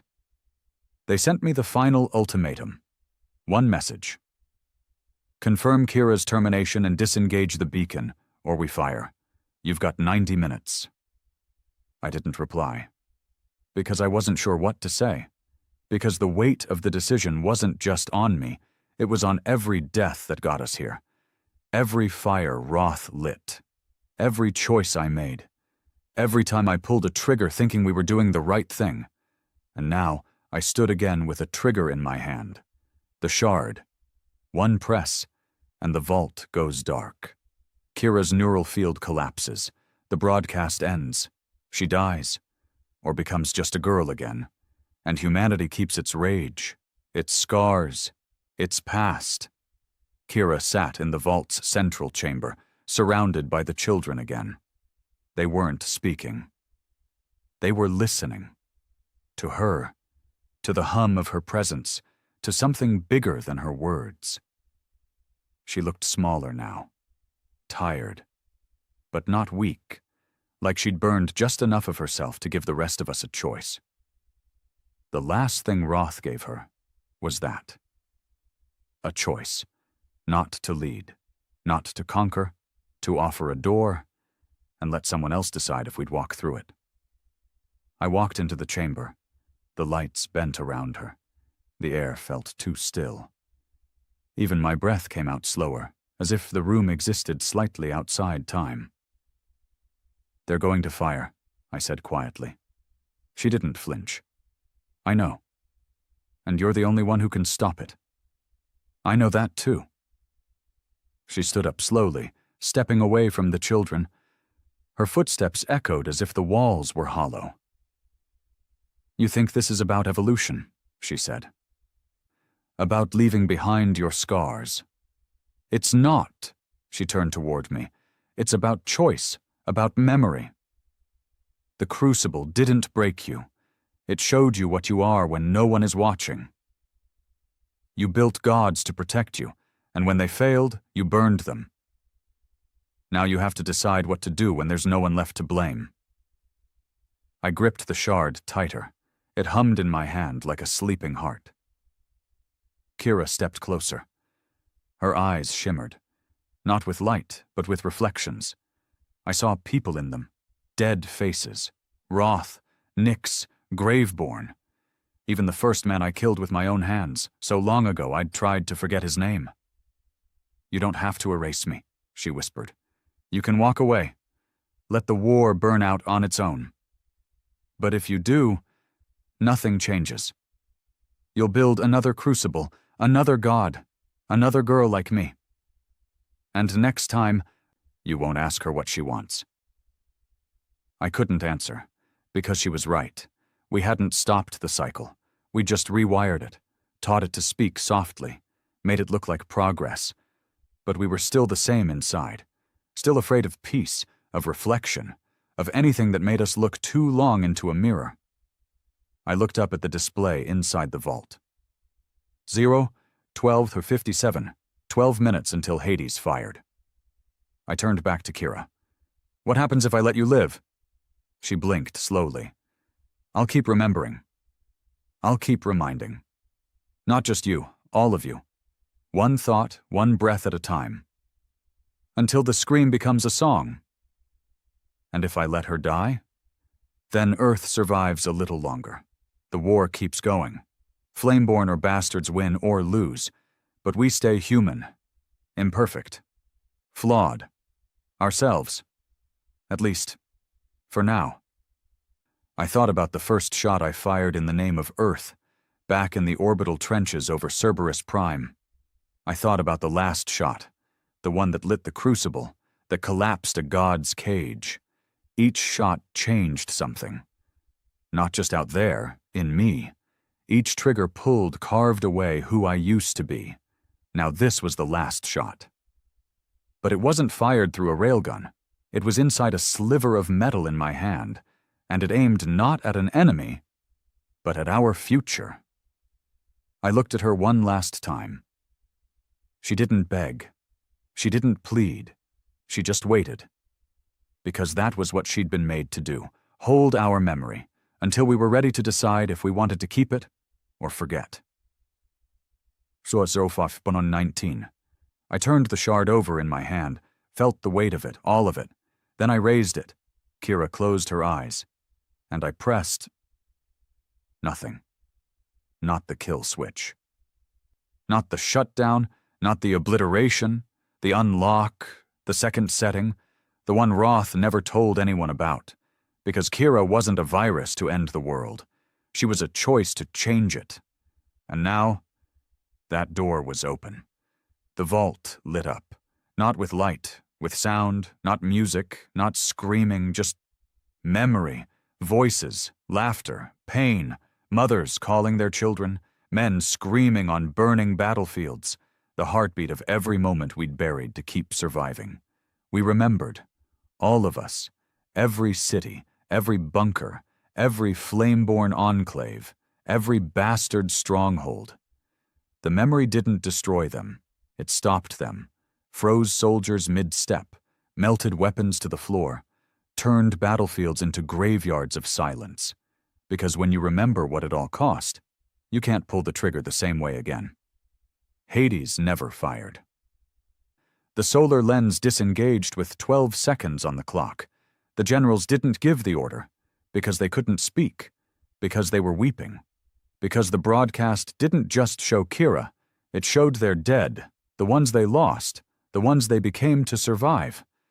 Some flameborn fell to their knees, others walked away from their temples. The bastards dropped their guns. For the first time in 100 years, no one was fighting. Not because they'd won, because they finally felt the weight of all the wars they'd survived. And maybe they were tired of it. I stood there, surrounded by the stillness. And Kira? She turned to the children and whispered. They remembered. Now they decide what to do with it. That night, the stars felt quieter. Not empty, just watching, waiting to see what we'd become. The world didn't change overnight. There was no signal flare, no angelic chorus, no dawn where the sins of man lifted like morning fog and left behind a clean sky. What came instead was stillness, a global kind of pause. Not peace, not yet, just a break in the scream. And in that silence, something strange happened. We started listening again, to ourselves, to each other, to the echoes we'd buried for too long beneath ash, steel, and revenge. In the weeks that followed the unlocking of the vault, Kira's broadcast changed. It became more human, less overwhelming, no longer flooding minds with the totality of memory like a weaponized guilt storm. Instead, it trickled out slowly, one story at a time, one life, one death, one quiet moment that mattered to someone who never had the power to make the stars listen. We called it the remembering, and for the first time in centuries, no one ran from the past. They gathered to hear it, to share it, to finally own what we had done. Across the earth, temples were torn down, not by mobs, not by bombs, but by the hands that once worshipped within them. Some flameborn chose to disconnect from the shared field entirely, returning to flesh and breath and silence. Others kept the link, but not as a religion, as a kind of mourning, a collective agreement not to forget. The bastards of Earth, those iron-spined old warriors of the ash trenches and orbital slaughter fields, they laid down arms, buried them in rows like fallen comrades. Many left their bunkers and just walked. To nowhere. To everywhere. seeking something they'd forgotten how to look for. A future without a target. The Nullhands never came back. Not in form. But sometimes, late at night, if the solar winds were right and you listened through the static, you'd hear voices on the fringe frequencies. No words, just breathing, just remembering. And that, somehow, was enough. Kira never left the vault. She chose to remain beneath the ice, inside the heart of the storm, surrounded by the children who stayed with her. Some said she was afraid. Others said she was becoming something else. I don't think it was either. I think she just didn't want to lead, because that's what all the old gods did. They ruled. They commanded. They forced the future into a shape and made the rest of us fit it. Kira? She wanted us to choose. I visited her one last time. Maybe a year after the broadcast ended. The vault wasn't the same. It had softened. No more warped halls. No more time static or gravity flux. Just corridors lit with warm light, filled with the sound of soft laughter and children playing. She looked older, not physically, but in her eyes, like she'd lived through all of us. "You came back," she said, smiling. I nodded. I had to see how it ended. She tilted her head slightly. "Why do you think it's ended?" I sat with her for hours. No questions, no lectures, just sharing. I told her about Roth, about Graveborn, about Nyx and the Crucible and the blood that paved the way here. She listened. Quiet, soft, eyes full of pain and patience. And when I was done, I asked her what she remembered most. She didn't pause. The scream, because it was honest. When I left, she hugged me, the first and only time. Her body was warm, human, and yet, in her heartbeat I could hear the echo, not of war, not of gods, but of us. A broken, vicious, beautiful species still trying to figure out what the hell we're supposed to be. Years passed. No more fleets, no more tyrants. Earth didn't become perfect. It became possible. Old cities were reclaimed. Ruins were turned into gardens. Children learned not just history, but memory. They memorized names of those who fell, not to glorify death, to respect the cost. We didn't erase the Crucible. We built around it, turned its remains into a monument. No banners, no statues, just one phrase carved into the hull. We remember what we fired. As for me, I lived out my last years near the Northern Lights zone. Cold, quiet. I taught. I told stories. I didn't lie, didn't clean them up, didn't make myself a hero, just told them the way they happened. Bloody. Broken, real, and sometimes the kids would ask me what the scream sounded like, and I'd close my eyes, listen, and say, "It sounded like being human." Kira outlived us all. She stopped aging around year 27, stopped speaking after year 41. But the broadcast? It never stopped. And in that signal we left everything behind. Our rage, our guilt, our violence, and maybe, just maybe, our salvation. Decades after I died, hell, maybe a century, something changed. A pulse. Deep in space. Not a weapon. Not a scream. Just a signal. It wasn't from Kira. It wasn't from the wound. It was from somewhere new, somewhere quiet, somewhere waiting. The last railgun fired was never reloaded. It rusted, turned green with time and red with memory.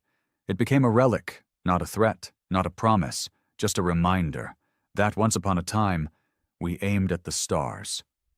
And they looked back, and we didn't flinch. Final note. Some say the god we struck with the Crucible wasn't destroyed, only exiled, sleeping, waiting for us to forget. But I don't believe that, because I've seen what memory can do. It can break you. It can save you. It can turn a trigger into a mirror and make the next bullet a choice. And that's what we left behind. a memory sharp enough to never need a canon again, a girl who remembered for all of us, and a world learning, slowly, painfully, how to live without kings, gods, or screams.